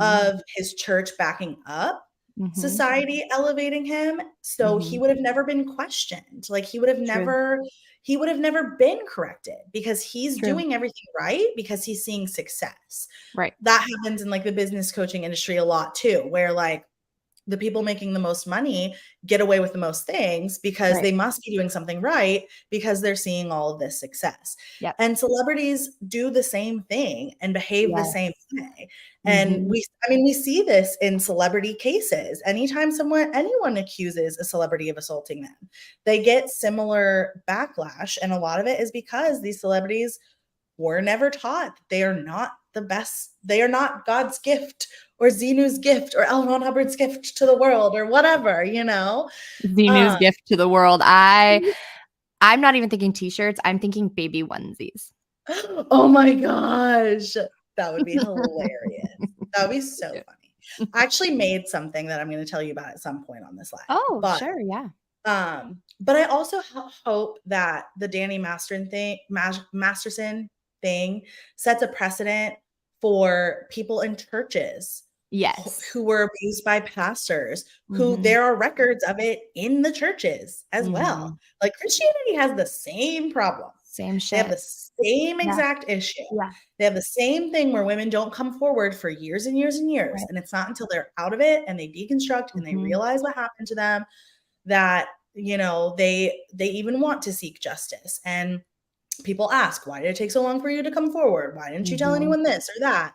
And it's super, super similar. So It really is. I hope that people can look at this in the future as the first time that at least some of the Jane Does were able to get some kind of something. Yeah. Because it's Yeah. rare. It is rare. And why it's so important to me, because when you Yeah. were saying it's like a representation of all of these people harmed like by Scientology, for me it felt very similar and like a representation to like all the people that were harmed in the same way by pastors and youth leaders. And totally. I'm going to pull up this comment from Children of Scientology because I think it's super on point here. The retrial, being able to include the Scientology aspect and toxicology aspect, was incredible. Plus, adding Leah Remini and SBTV via Aaron Smith Levin in the courtroom was so powerful. And I mean, it's absolutely true. These factors all played such a big part. And I don't claim to understand completely, but it sounds like in the first trial, their defense was none of the things Jane Doe's saying ever happened. They're full of shit. But somewhere along that first trial, they sort of changed their defense to it was consensual. Right. And when they did that, that opened the door then to change the way that evidence was like presented. Like it was able to kind of something in there made it so they could talk about Scientology more. And Claire Headley was like, huh. I mean, yeah. Oh my gosh. I think that made a huge difference, honestly. It did. I think that was a great decision by the prosecutors. I do and I'm too. glad that they were able to bring it in. I think so too. And I think she was the perfect person for so many reasons. Being a woman, I think is also good. But I can tell with Claire in particular, and there's a few other people that like, it's tricky to use regular layman's terms to explain Scientology, any cults. That was one of the first things that I really learned about cults was they have their own languages. And they do that to create a barrier between the outside world. So if I went up to somebody and I was like, oh my gosh, you guys, like I didn't FN in the examiner and then I got like red tagged and then I got crammed and then I got sent to the ethics officer and then I got put on like mess work. Nobody knows what the fuck I'm talking about. Right. But if I can say, hey, in Scientology, like I didn't pass their test. And so I got in trouble and I got sent to go wash dishes for 300 people for 4 days. Right. That makes sense. So, but if you've experienced it as well, and it's like, I consider Scientology my mother language, you know, on your like doctor's forms, like what language do you speak at home? I don't do it anymore, but I used to write like Scientology's. That's fine. Because it's like my mother language, my home language. And I realize that's damaging. Like I've worked really hard. By the way, I don't actually talk like that. I can go back and talk like that. But for the record, that's not how I'm going through because I understand now if you're using their words, you're thinking like them. Right. And I wish I could scream this to all exes because like, sure, it's funny to keep talking like a Scientologist, but it is far more powerful to be able to just talk like a human being about Scientology. Oh, yeah. And the day that we can explain it in regular terms means that we've processed it a little bit further. I totally agree with that. Like, I definitely do. Because Christianity is very much the same. And I would bring that up to people a lot through deconstruction because I wasn't raised in that level of Christianity. I was raised Christian, but not in any like kind of fundamentalist way. Not a prophet. I didn't, like I not didn't a Christian psychic. Yes, not like that. But I didn't speak a lot of the like Christian language things. And I would tell people all the time, like, you don't sound normal. you don't talk right. Yeah. I was like, if you're like trying to attract normal people, because evangelizing is like a big part of it. I'm like, if you're trying to attract like normal people to like your group, you sound kind of weird. I know. But here's the thing. They don't want normal people. They wanted vulnerable. Well, I didn't know that. I know. That's why like the logic. logic. I thought they wanted everyone. We were saving everyone's life, right? It's so confusing too when I had that in Scientology where I was like, dude, if you actually are trying to clear the planet and the internet exists, why wouldn't you give this away for free? You should give it all away for free. It should become open source because it works. So it's like, I don't know, but of course it doesn't work. So that's the fault. That's the problem there. Yes. Yeah. Oh my goodness. So what's your bet then? Not to force you into gambling, but like the Danny Masterson sentencing should be up here pretty soon. Right? Like I thought it was September 7th. However, Yeah. Aaron, I know everybody calls him AA Ron, but I just don't like saying that. Aaron. On growing up in Scientology, which I'm sure Yeah. everybody here is here because they know him. Yeah. His prediction is that Scientology will continue to push that date out as long as possible. Yeah. But I think in theory he could be sentenced on September 7th still. What do you think is going to happen? I don't know. I don't understand how that works. The sentencing? Yeah, like I just don't understand. Like I know they have parameters. Mm-hmm. So what was the trial I followed? Oh, the Josh Duggar trial. I also followed that and made a lot of videos on that. You know the Duggar family. Yeah, of course. Yeah. And what did he end up getting? Because he was found guilty of like possessing child pictures, bad stuff. Yes. And he got somewhere in the middle. I thought so the judge had like criteria and like a point system that they had to follow is like how it was a federal crime. So it's different when it's a federal crime than like if you're being charged by the state, I think. So there were numbers and criteria that the judge had to follow. And then it was like at the judge's discretion. Got it. How many months for this? How many months for that? So you had like a window of what it could be. And my understanding that it's similar for Danny, but there's not necessarily a point system, but there is a minimum and a maximum, and then it's at the judge's discretion. So with Josh Duggar's trial, I thought he would get a lot because there was so much evidence against him. Like it was like he was guilty as sin. Yeah. Yes. Like there were no questions. No questions. Exactly. He's like, hey, it's me, Josh. Send me that picture of that little kid. Absolutely. Love you, Josh. Yes. Okay. Actually, yes. Yeah. So I thought he would get closer to the max. Okay. But they put him like somewhere in the middle because like your first offense matters and like all kinds of things mattered. I think he should be in there forever and ever and ever, but he only got like 12 and a half years or something. And then he's like eligible for parole and all of this stuff. So with Danny only being convicted on 2 out of the 3, taking the mistrials into consideration, who's doing the sentencing? Is it the same? Is it Judge Almeida? Who knows? Like, I genuinely don't know what to think. But I just am assuming it'll land somewhere in the middle. Because I'm thinking because it's only 2 counts out of the 3 and it's technically a first offense. They were so long ago.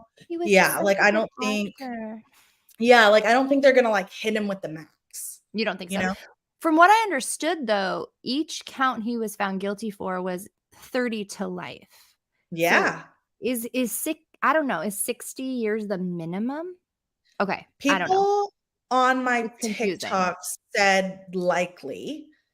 Right. And then somebody else on Aaron's channel said that because one of them had brandished a weapon, there was like another 10 years that they could add on to that base minimum. But I do not see him getting more than, I think he's going to get the minimum, like the 60. I think he's going to get 40 years. I don't know why I think this. I'm totally full of shit. I have no idea what I'm talking about, but this is my guess. I think he's going to get 40 years, eligible for parole at 20 years. And then I think he's going to get out way earlier than that by some back. I could totally see that. But I could also see people throwing the book at him because this is the first of the kind. And the judge seems like she doesn't like Scientology. I know she's not supposed to say that, but she allowed some things. She shut down the defense on a few things that were very, very big deal. A couple of people actually said something. I'm going to pull up a couple of these. Hold on. I'm not trying to ignore everybody in my chat. I love you all. I'm so glad you're here. First of all, let's acknowledge my brilliant idea that Xenu's Gift to the World onesie. Now I just need to find somebody stupid enough to put their baby in it. They were going to be like, are you kidding me? Don't write Xenu on my baby. What's wrong with you, Liz? I like toe line with making like, because like I've showed you, like I make prints, like digital prints, and I do like art and all that stuff. And I always think of like funny cult things, and I'm like, is this funny, or are people going to be offended by this? Like, I feel like that's such a line with cult Oh, I stuff and cult know. sayings. It really is, and it also isn't. I Yeah. feel like if you're in a cult, you don't like the word cult, Oh, right? right. Like you said earlier on, Mhm. you were like, people told me I was in a cult all the time. But if Oh, you're out of a cult, then it's kind of funny. I don't know. My motto is just do whatever the fuck you want to do. If you think it's funny, there's probably a million people that think it's funny. So that's true. fuck them. Witness says that they believe there's a difference between federal and state sentences, and I Yeah. don't know what the difference is, but I completely agree. And Brian says that he lives in Arkansas and he likes being there. However, there are a few things about my state I'm not happy it's associated with that douchebag Duggars at the top of the list. I don't blame you. That's The kind of whole catchy. Douchebag Duggar. I just don't want to condemn a few of the girls that are working really hard to get out of the system. I know. But they're not Duggars anymore, right? They've married to new names. They can pick new names if they Yeah. want. Yeah. Poor girls. We love you, Yeah, it girls. is Come on over. We'll chat about cults together. Yes. I should reach out to one of those girls. Hey, Duggars. We fuck up Maybe. together. We could Want to try. process your trauma? Blow drill says 30 years is the minimum and then add on from there. Now, blow drill, is that for each of the 2 counts? Or is that 30 years just minimum and then it adds on? People in my comments said that sometimes, like, they'll do it concurrently, like, at the same time. Yeah. If they're the same, like, offense or same person or, like, related charges. But they said because they're Oh, different people and 2 separate charges, got that they're it. not likely to do it concurrently, that likely it'll be at least 60. Like, it'll at least be the minimum for each charge and then go up from there. But I assume that's also at the judge's discretion. Like, I assume that's also something that Right. But I know the isn't judges have necessarily. to show their thinking somewhere, because I know the Mhm. judges in the past have worked really hard to document all of their like checks and balances so that if an appeal comes up, they're less likely to be able to overturn their thing. Mhm. Willie Weed, who I just love. I love your picture there. I think it's photoshopped because that's real red, but it's beautiful. He'll never get parole. I don't know. I think Yeah. I mean, I guess we'll just have to wait and see. Thank God none of this is in my hands. Seriously. Like, Oh my thank god. God, because I'm too Yeah, biased to be on that jury anyway. same. But, you know, um, I just still can't. All right, this is gonna sound really blah, I guess, but fuck it. I don't think he'll last alive if he is sentenced to Possibly. that long. And I don't Poss wish any ill toward any humans ever. Really, I truly don't. I feel like we all walk our path. We all make our own mistakes. It's not up to me to like decide when somebody goes. But I do feel like that's going to happen because of he was Mhm. raised in Scientology. Like you can get a new body, you can just Mhm. kind of pick up Yeah, and start over. maybe. And I think it's the Maybe. writer in me. I love complex women characters. Male cult leaders, I feel like they're complex, but a woman, the wife of a cult leader or Mm. those are the people that fascinate me. And I think that Yeah, I like this deep dive into like a character aspect because, yeah. if you're going to write a character, you really need, it's like, what makes them tick, what makes them, or like a screenplay or Mhm. something, it's like, who is this person? And I have to say, which, because I'm obsessed with her, I know where but you're going with this. I I know know, exactly. Bijou. I really am fascinated by Bijou, and I know that this is so Pollyanna, but I feel like there is a world, like a parallel universe out there where I don't know, where she can like become this strange anti-hero. She can like leave Danny and be like, I was abused too, and I don't want my daughter. Listen, I'm publicizing for everybody. Come to me, Still. Elizabeth, Liz Gale, Yes. Hollywood publicist. I will save your bullshit lives. Do you follow Molly McPherson on TikTok, the PR lady? I should I'm though. gonna No? send you her. Okay, I She will. analyzes, like, a lot of celebrity scandals from a PR perspective, and she'll, like, break down their statements and, like, how she would do it and, like, what their publicist might be thinking. You would love her. I think I would probably become a little too obsessed. I have no right to give anybody life advice. Let's like all be real clear about that. whatever I say is probably the opposite of what anybody should do, but whatever. Fair enough. I mean, I I want to hear about this. What'd you make? So Oh, I was like, so what? Cassie Marie, her stuff is cults and art. And Yes. that's another reason I think I really love you so much. And I really I'm so glad we're friends because not everybody also heals in a creative sense. Not everybody like has the urge to take their like cult experience and turn that into really any medium. Like a lot of people talk, but it's a fascinating process. It's such as much as cults are part and vulnerability is part of the human process, I think art is part of the human process. I So agree. I'm very excited. No pressure, no like art is art. So what you got? Well, I decided to make some coloring pages because art has been such a great way for me to process what I've been through. I think, and adult coloring books are a thing. Like they're great for anxiety, they're great for a lot of things. So I am working on a coloring book. Okay. And I've made a page. I actually have 2 pages that I've released just to buy, like anyone can get them on their own. I saw one on your link tree. Is it on your link tree? It is on my link Okay. tree. Super cute. But this is like where I'm like, I don't know if anyone else will think this is funny, but I think it's funny. I guarantee I'm going to think it's funny. I think it's fun to think about telling cult leaders to just F off. Like, can we drop F-bombs on YouTube? Is that allowed? Fuck. Yeah. I don't know. Okay, I'm not monetized, so I think we can do whatever we want. Perfect. So like literally fuck off. Like, what are you even saying? And I have, I have my like culty grifter people that are my like nemesis. And Sean Foyt is one of those people. Okay. And anytime like I look at like what he's doing, I'm like, dude, fuck off, Sean. Like, get a life.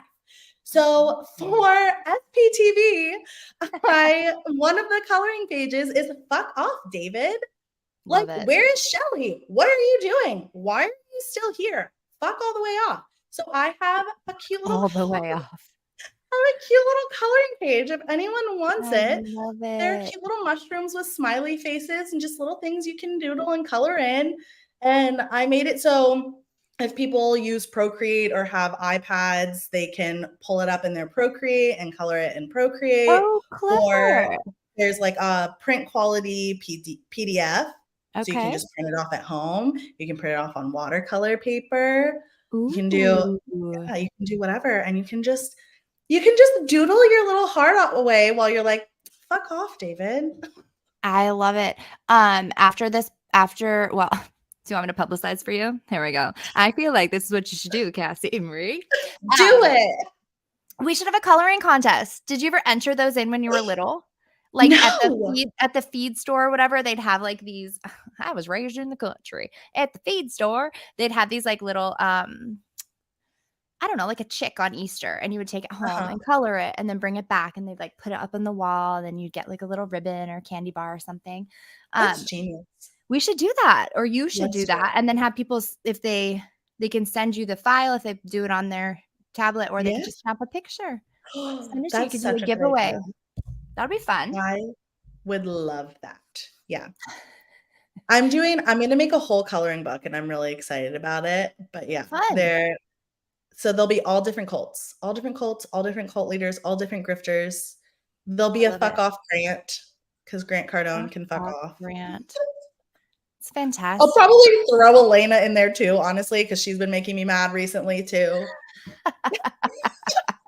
Does Elena fuck all the way off though? Or should she just fuck a little bit off? No, all the way. David Miscavige should definitely fuck like all the way off and then past that. Just like past that point. I did their first names too, because my sister gets very nervous about things, and she's like, people are gonna sue you if you put their full names on coloring books telling them to fuck off. And I'm like, first of all, they won't. It's fine. I think it's fine. Second of all, I think it's funny doing their first names. Like, it feels a little more personal. Oh yeah. Like, I feel also, wouldn't it be funny if you had like their middle names, like they're in trouble? I don't know what David Miscavige's middle name is, but like when I was in trouble, it was like Elizabeth Ann. It's like David, whatever. You march right back up here and you give that money back to these good people. Yes, that would be hilarious too. I was also gonna do one because I call Tom Cruise Tomothy I on know. TikTok It's because so funny. I just think that would make him mad. Like, I just think that would Tomothy. really piss him off to hear someone yelling at him and being like, Tomothy Cruise Tomothy Cruise. sucks so bad. So bad. Well, So and I hope in your coloring paper of him, you can't unsee it. So Tom Cruise's teeth, his two. So how do I explain this? When you smile, normally like that line in between your two teeth is, in the middle, but he has a Yeah. tooth. One of his teeth is in the middle. And once you see it, you can't unsee it. I almost feel like I should. Okay, I'm not that talented, but let's see if I can do it real quick. Tom Cruise, middle tooth. Oh yeah, here we go. Let's see if I can screen share this particular page. It's so funny. I don't know why. You just can't once you see it, you're not going to be able to unsee it. Let's see. Present screen. I just have to make sure. I'm so scared that I'm going to dock somebody, something's gonna happen. Or you're going I to might see try to pull up you're going his to see my color. U porn is on there. No, I'm just kidding.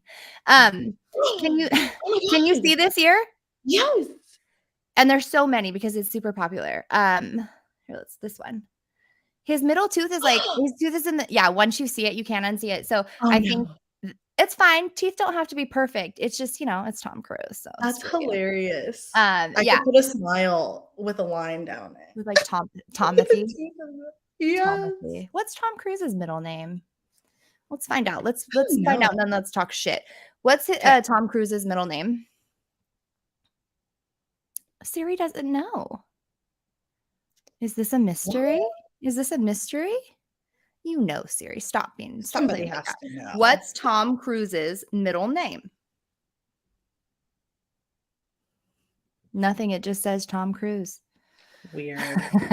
Oh, Mrs. J has it here. Yes. Tom Dickhead Cruise. That checks out. I also see a comment here that says, I call Travolta Revolta because he's revoltingly untalented. Tim, that's hilarious. That's so funny. Okay, so I have to tell you this such stupid story. So my stepdad, old school Scientologist, like before OSA, there was the Guardian's office. He's super dedicated guy. He does a lot of internet stuff for them. And so he had a few brush-ins with the stars and he's all about John Travolta. But my husband has always thought John Travolta is really stupid. So my stepdad was personally offended because I guess that's part of his identity because they're Scientologists. And he comes up to me one day and he goes, I'm going to make it my personal objective to have your husband learn to like John Travolta. And I just started laughing so hard and I was just like, dude, this is going to be a losing battle because I can guarantee you that you care so much more about this than my husband ever will. He's never going to tell you he likes John Travolta. Yes, ever. He does not need to. That's funny. But I found that to be true with some Scientologists that the celebrities representing Scientology had to be untouchable. Oh yeah. You couldn't even say they made a bad movie because it was well, he's a Scientologist. But let's all admit, Battlefield Earth was probably the worst movie. It was a worse book. The movie's better than the book. If you had to subject yourself to one kind of torture, I suggest the movie over the book. But yeah, anyway, craziness. So show me. We got off track. Are you going to show me? No, Can you show me? I think so. Give it a whirl. You said show me before. That's why I was like, show me, but you don't have to. We can all go to your link tree because your channel's listed in the chat. We can all go there and find your link tree. No problem. I'm going to see if I can really quick. I also wanted to talk about Lizzo. Her being all the people coming out against her? Yes, and her lawyer. Hold on. Her lawyer that she's choosing to defend her, which I know this doesn't always mean everything. Let me try one more thing. Hold on. Yeah, no, I have ADHD, but I'm not good at multitasking. Okay, I can't find it right now. And that is no worries. We can all go to Cassie Marie's link tree and we can do it the proper way. Yes. But okay, so Lizzo. Yeah. Did you read anything about the dancers? Did you see what was going on with that? No, the only thing I learned so much about the Lizzo was first there was like one dancer came out, and then I feel like 5 or 6 have come out now. There's been several. I don't know. So I think 3 filed a lawsuit against her. Okay. This happened like right at the same time that Leah Remini filed the lawsuit against Scientology. It was really wild. Lizzo talked about engrams being stuck to her in an interview once. Was she joking? We need the link. We need to know. Stop it. So her dancers were accusing her of I think basically just like employment abuse. Like Right. they were claiming that they were claiming sexual assault in some ways, and Didn't they go to a strip club or something? And she was like like she telling made them to them. like be with it, like get Mhm. lap dances and things. Number Yeah, 1 rule, don't go to the strip club with your employees. There's nothing that can literally. happen on the other side of that door that will not Right. open you up to a lawsuit. Right. So There's silly. no good outcome there. She probably And thought then they they were were like also tight and they were saying, drinking. yes, they also Silly said girl. that she was fat shaming them, which I is know, and like, not the I thought it was trying she's body positive. She's a big girl. We love right, her for this. And her right, dancers are not itty bitty little things either. So the right. fact that she was shaming them to be smaller, I thought maybe she was just I don't know. In my mind, I watch her. She's big on TikTok and Yeah. again, benefit of the doubt. I'm like, she just wants them to eat too much pizza and like give strippers money. I But know. no, I love Lizzo. apparently I love Lizzo. it was I it was know. real rough. And then allegedly her dance captain was also a hardcore, like fundamentalist evangelical Christian and would constantly preach Christianity to the girls, even if they would ask her not to. Ooh. And she would like shame them if they weren't Christian and like put them on a pedestal if they were.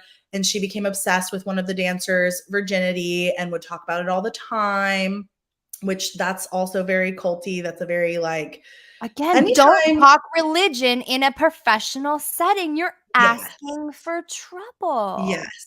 And I personally think like celebrity super fandoms are very similar to cults with like the celebrity as a cult leader. And Lizzo's dancers, like Lizzo did a show. Like she had like that TV show called Big Girls where people auditioned to be one of her dancers. So her dancers aren't just her employees, they're super fans. Like they auditioned to be her dancers on television I see. because they love her. That's a real weird blurring of the line, and I wonder if she got a little bit sucked into that because what I'm hearing, Mhm. is like a friend behavior, kind of a dickhead friend, but like a Right, social relationship where they're like, "Let's go to the strip club," and they're like shoving you right, on the person. They're like, "Take this right, 20, go get a lap dance," and you're like, "Bro, I don't really wanna do that." And then but if it's your employer, you can't just be like, "You're stupid, I'm leaving."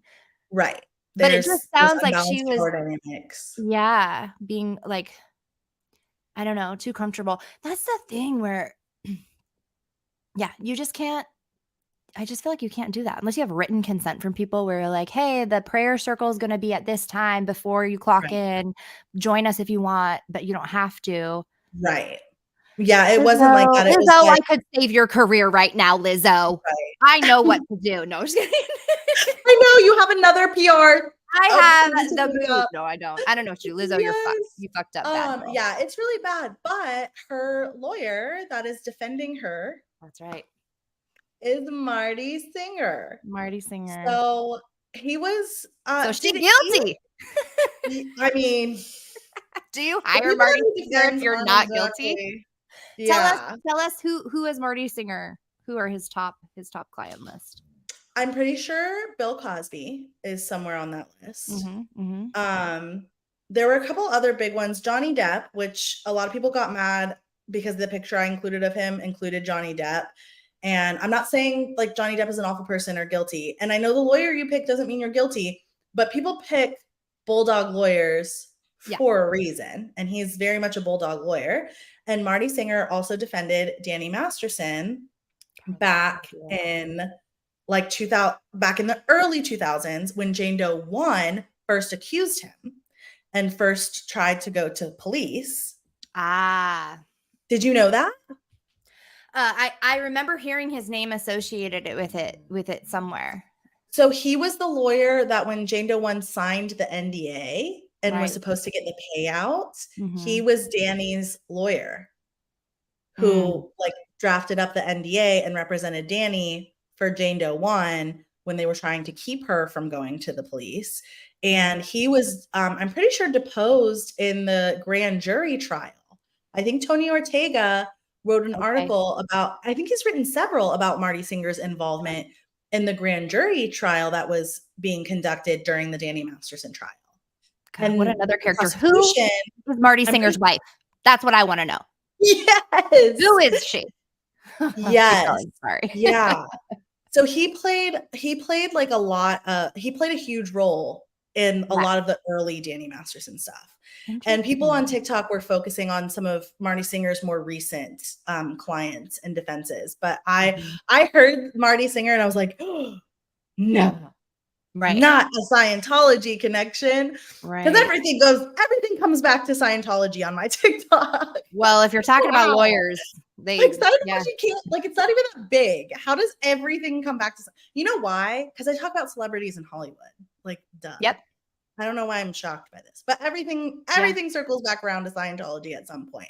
Some people did share with me that there have been accusations of Lizzo potentially dabbling in Scientology, and I haven't had a chance to really look into it. So I haven't made any content about that yet. I want to dive Right. into it because that would be nuts. Like Yeah. that would Well, be.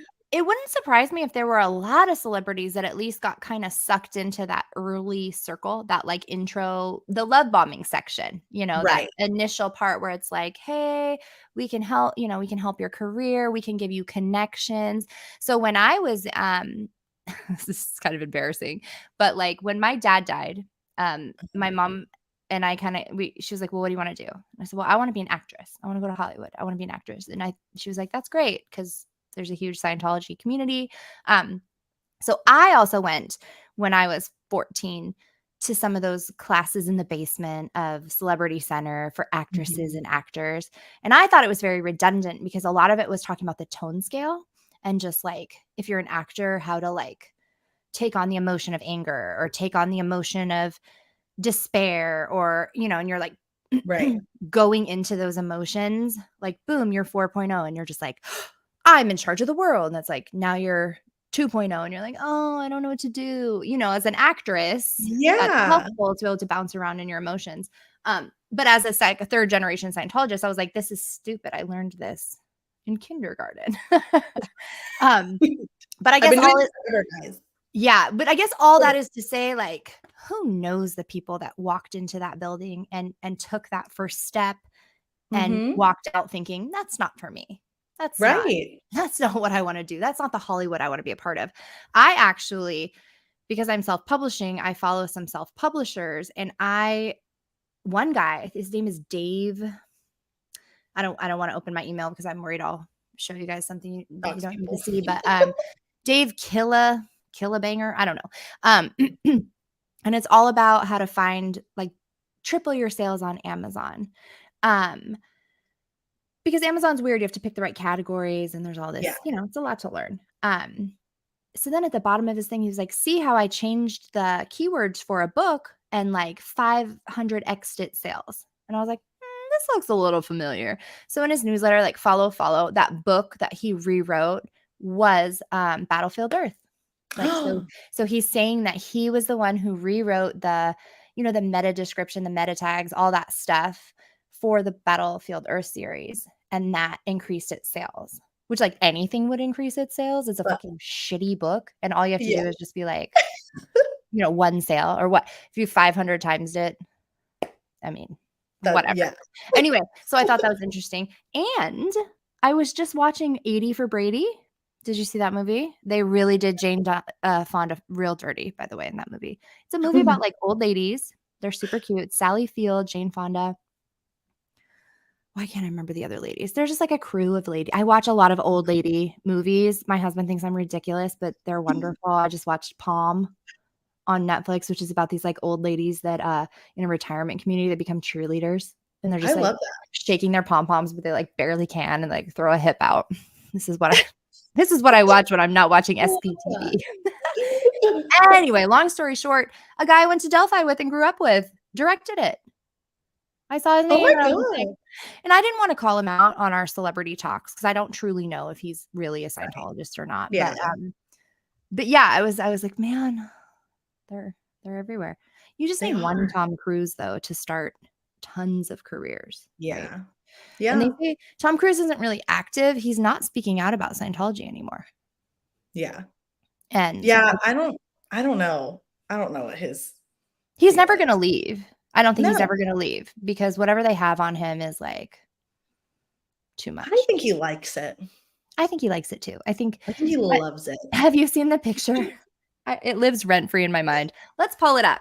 This will be fun. Hopefully, it's actually not Let's taken find down. it. David Miscavige. I'm having a hard time typing.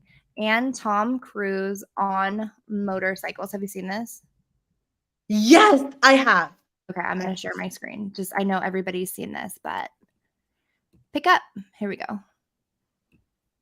This has lived rent free in my mind for so long. Here we go. Look. They look. They look like, and this is no shade to lesbian couples. Okay, I love you. I love you. But they look like a lesbian couple to me. What I see here are two, I shouldn't even gender aside. What I see here are two individuals that They are look like they're in so, love. yes, They look like they're they love each so other. Yeah. wrapped into each other. They're dressing alike. They have the same They're like twinning. over badass. They're twinning. Yes, they're twins. Yeah. Same haircut. We saw this with Brad Pitt a lot. Remember when Brad Pitt would always change his hair to the person he dated? This is what I feel like is happening here. And so there's some connection. And somebody recently reminded me as well, how do I get this off of here, that David Miscavige went on Katie Holmes and Tom Cruise's honeymoon with them. I've heard that before, and that freaks me out. I mean, who would you take on your honeymoon?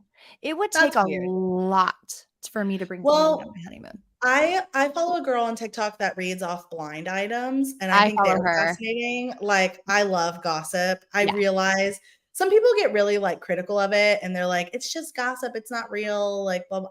I get it. She never says it's real. She's like, "It's a blind item." Yeah, like it's you can believe it or not believe it. There's no proof, but like blind items fully say that Tom Cruise is also in the closet. Like, he's also what? In the closet. Like, you know how well, there's of course. Yeah. And that's so sad in a way because I could see it happening. I could see that being something to hold someone like blackmail wise in Scientology. If you believe what they believe, then being LGBTQ in any capacity is a bad thing. So if you believe the way they believe, then it's a negative thing. And especially if you're like a macho dude like Tom Cruise and you're really holding on to that, like that type of thinking. I could see that being something, which is like to blackmail you, which is really sad because the outside world doesn't care. Like, we're beyond that. We've moved. And not just that, we'd be proud. We're proud, right? I mean, I know that when somebody chooses to live their life openly the way they want to live their life, I'm proud of that person. Yeah. You know? So it takes guts to, especially when you're a famous person because cancel culture is so big. But at the end of the day, it's like nothing can protect us from cancel culture. Really, what you have to do is be your authentic self. And that's really the only protection anybody has. So he's a fool. Tom Cruise, if you need any career advice, I'm your girl. I'm here. Liz, don't call me after 9. I won't answer. That's right. That's right. She has a plan. You're good to go. Yeah. If only I could apply that to my own life, I'd be winning. I'd be winning. Do we want to answer any questions? Yeah. I like answering questions. Are you capable of putting things on the screen and doing stuff if you want to also? I don't know. I don't think I can. I can tell you what I'm reading. Yeah. Maybe we haven't tried yet again. Oh, nope. Can't do it. Okay, I'll go back with you. I had started a couple, but you didn't? Then I don't know. I think maybe we talked about it. Let's read this one. Jansel Chad, that she's talking to somebody else. But the head of the class was great. Oh, this is a movie talking about somebody else who was in Greece who I don't care about their career. I only want the top A celebrities. I can only advise the A celebrities, A-list.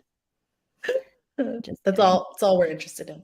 Thank you so much to number 5 and letter A for moderating today and Yes, thank you. putting these links in here. I am just incredibly grateful. I don't want to like call out names or anything. I should probably check and see if I can use their name or not. But you're the best. Thank you. I'm gonna go watch that YouTube video when we're done with this. I know I am too. Growing up in Scientology, if you haven't already, can you please have Cassie Marie on? That's Erin. So I think Erin actually popped in here for a minute, which was really kind. Thanks, Erin. Yeah. Joining late, so ignore if you've already covered this. Will the Church of Scientology continue to support Danny no matter what? Is there anything a celeb could do that would make Church of Scientology stop associating with a celeb? Does the Church of Scientology support Danny?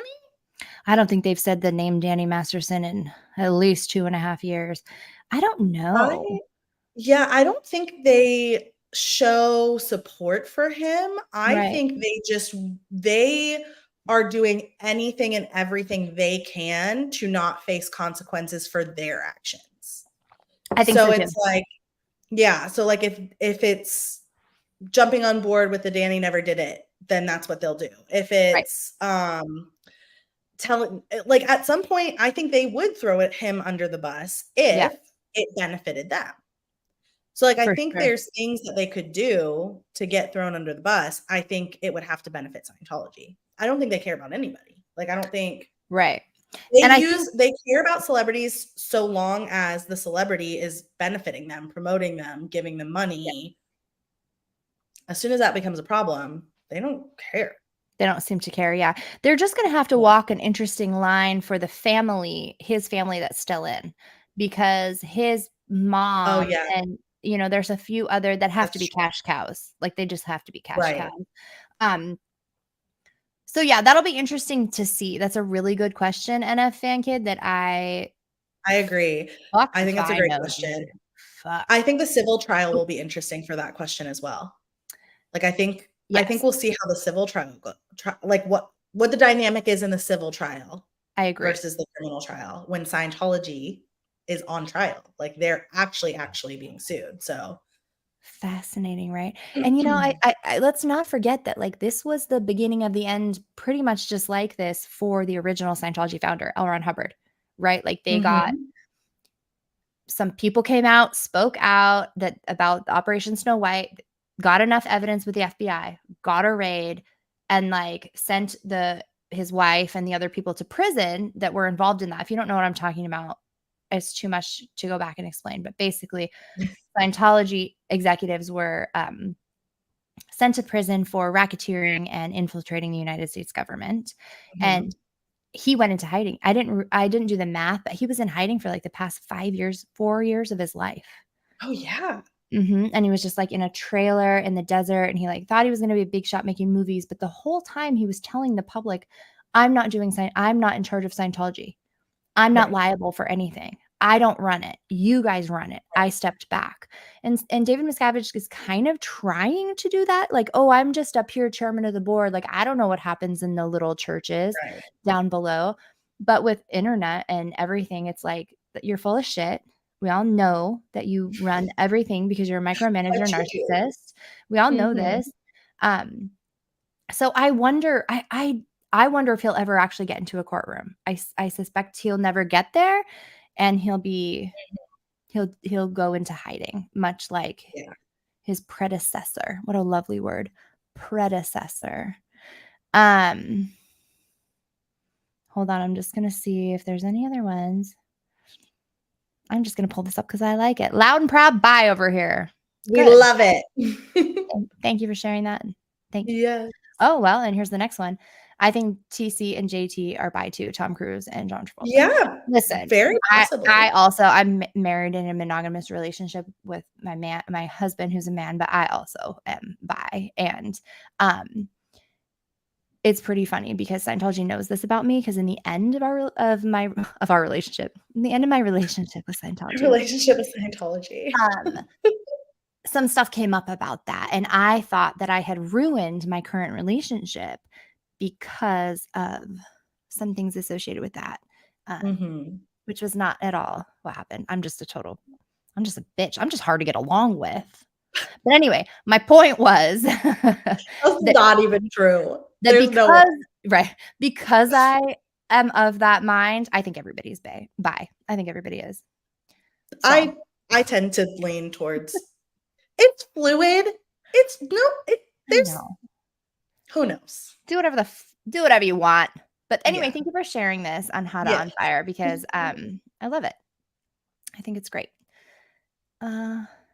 I think there was another question. Is there? Let's see. I don't want Marilyn to. had one. Oh, Marilyn's the best. If you get a chance to go over, so Marilyn and a couple other people, a couple that are in here actually, Juliana, Clearwater Chad, and something Steve-O. What's his full name? Maybe somebody can remind me. Is it just Steve-O? Denver Steve-O. That's what it is. They are the Never Ends. Okay. So it's really fun. They do an after party show after Aaron's live chat on Monday nights. And they just chit chat or whatever. Super fun. And so I'm actually going to go on that tonight. But Marilyn has Coffee Cults and Crafts. And see that? I don't know if you can see her little username. That is a Xenu doll that she crocheted. You've got to go check out her stuff. You have to check it out. I will. It's amazing. Talk about I'm into art. I'm into the crafts. I know. Art. I have this dream of it started because I said, wouldn't it be fun to have an SP traveling library? So a bookshop with all the ex-Scientology and maybe just all ex-cults books. There's amazing recommended reading for ex-cults, all kinds. And the more you read of the different cults, I think the more that and people's experience, the more that it solidifies the common thread. Mm-hmm. I do really well with fiction. I love to put myself in somebody else's position, and I learn a lot empathetically that way. If you haven't seen or read Under the Banner of Heaven, I'm sure you are. I've heard of it, but I haven't. What are you? I know. What? You need to get off the live and immediately go watch. It's I know 7 hours. If you want to know what a faith crisis, anybody out there, if you want to know what a faith crisis is like, they nailed it in Hulu's Under a Banner of Heaven, which is from a book that I didn't read, but I assume also nails it. Where was I going with this? I don't know. I don't know what the fuck I'm traveling. You were talking about traveling. Oh, right. Yeah. My dream. Your whole life. My whole life. Why? How could I forget? No. I just think it'd be so fun to start a culty shop. And I know online shops are the best, but I like coffee shops and I like going into places and maybe we need to talk about it because I think it would be fun. I've had the dream or idea to have a website or in-person meetings where former cult members teach their craft because so many of us, you are a writer and I like abstract art and Marilyn does crocheting. And I think it would be cool for people to share their art process and do different courses and videos and teach people how to do their art. And we can all try each other's art and have fun. Marilyn's probably the go-to for that on her channel. Have us host us all for a show and tell, Marilyn, for all of our culty healing crafts. I love it. I absolutely love it. Well, we've hit a 2-hour mark, and that's what we said we would do. So we should probably get out of here. Thank you so much to I think there were probably 50 people who were here the entire time. Cool. We want to answer Marilyn's question really quick. Oh, I guess Marilyn. No, yes, I do. I pull it up and I just talk about how great Marilyn is and no questions for you, Marilyn. Yes, but we will not answer her question. Yeah, I'll talk about you forever, but I'm not going to answer your questions. Just kidding. What cult have you found most fascinating to study? What do you think, Cassie Marie? Honestly, Scientology. That's the one. I don't know what it is. That's the one I've done the deepest dive on. I think it's close enough to my trauma and far enough away from my trauma that it's been the most fascinating for me to learn about and study and not be too triggering, but just enough to make the connections. Because NXIVM, I've also done a lot of like research on, but that's very self-helpy and like they do coaching and like all that stuff. So that even felt closer than Scientology to me in terms of to my experience. And then most of the other ones are Christian cults. So, or have some kind of Christianity basis that I look into and talk about anyway. I try to stick to like white Western and like White American Western cults. Yeah. Like I try not that to, Unification Church is a mystery to me. yeah, like know. I try not to do too much of things that like I just have no connection to whatsoever. Yeah. Not to criticize anyway, to learn about is fine. But anyway, that's just my personal thing. Right. So yeah. So Scientology has been I've gone down the for most rabbit holes and learned the most about. Yeah. Well, you are very knowledgeable. I mean, I don't know that we like highlighted that necessarily all the time right now, but I bet after 2 hours they're like, wow, this chick knows what her cults, particularly Scientology. I can have a conversation with Cassie Marie like actually like any ex-Scientologist for the most part. Just she knows what. Very rarely am I like, what? Yeah. Did you just hold up? What? Yeah, so we answered your question, Marilyn. We did. Yes. I think That's it? about it. Yeah. Yeah. Before we go though, I just want to tell you Okay. that I want to do this more. And also that I'm super duper grateful for having made a connection with you on TikTok and then like moving over here and one day it'll be in real life. And I think you do your craft really well. And I do recommend if anybody's interested in TikTok to check out Cassie Marie's Thank cults you. because I learned a ton over there too. And you talk about the Duggars, you talk about Grant Cardone, Hillsong. You did a really deep dive on Hillsong, which I thought was really fascinating. So yeah, some love and support. I think also I am going to start doing more YouTube videos, maybe some live streams or something too. I've been so intimidated taking like my TikTok stuff to YouTube because it's just so different. So different. And my ADHD loves like the short bursts of content. It's like very dopamine rush oriented. So I just have to get used to it. But this was super helpful, kind of seeing the back end of how this works. So I might also be making some YouTube deep dive videos. And then they're all one video. Right. Well, and because TikTok, I mean, I finally got the ability to do a 10-minute video over there. But like I don't believe anybody on TikTok like I don't have the attention. Yeah, I don't have the attention span for that. So and here we are for 2 hours. I don't know. But you and I could probably do all day live streams, to be honest. Right. I know. It's good. We should try that sometime, actually. It'd be fun. We can make some. Maybe we should. All right, everybody. Thank you so much for just like being here, for listening to our stuff. And don't forget, if you have an A-list Hollywood career and you don't know what to do, Liz is your girl. I'm full of shit, but I think I'm great. That should be my tagline. I'm full of shit, but I think I'm great. Okay, bye. No. All right. Anything else you want to say? No. All right. Thank you. Yeah, thank you for having me. That's rude. To not say.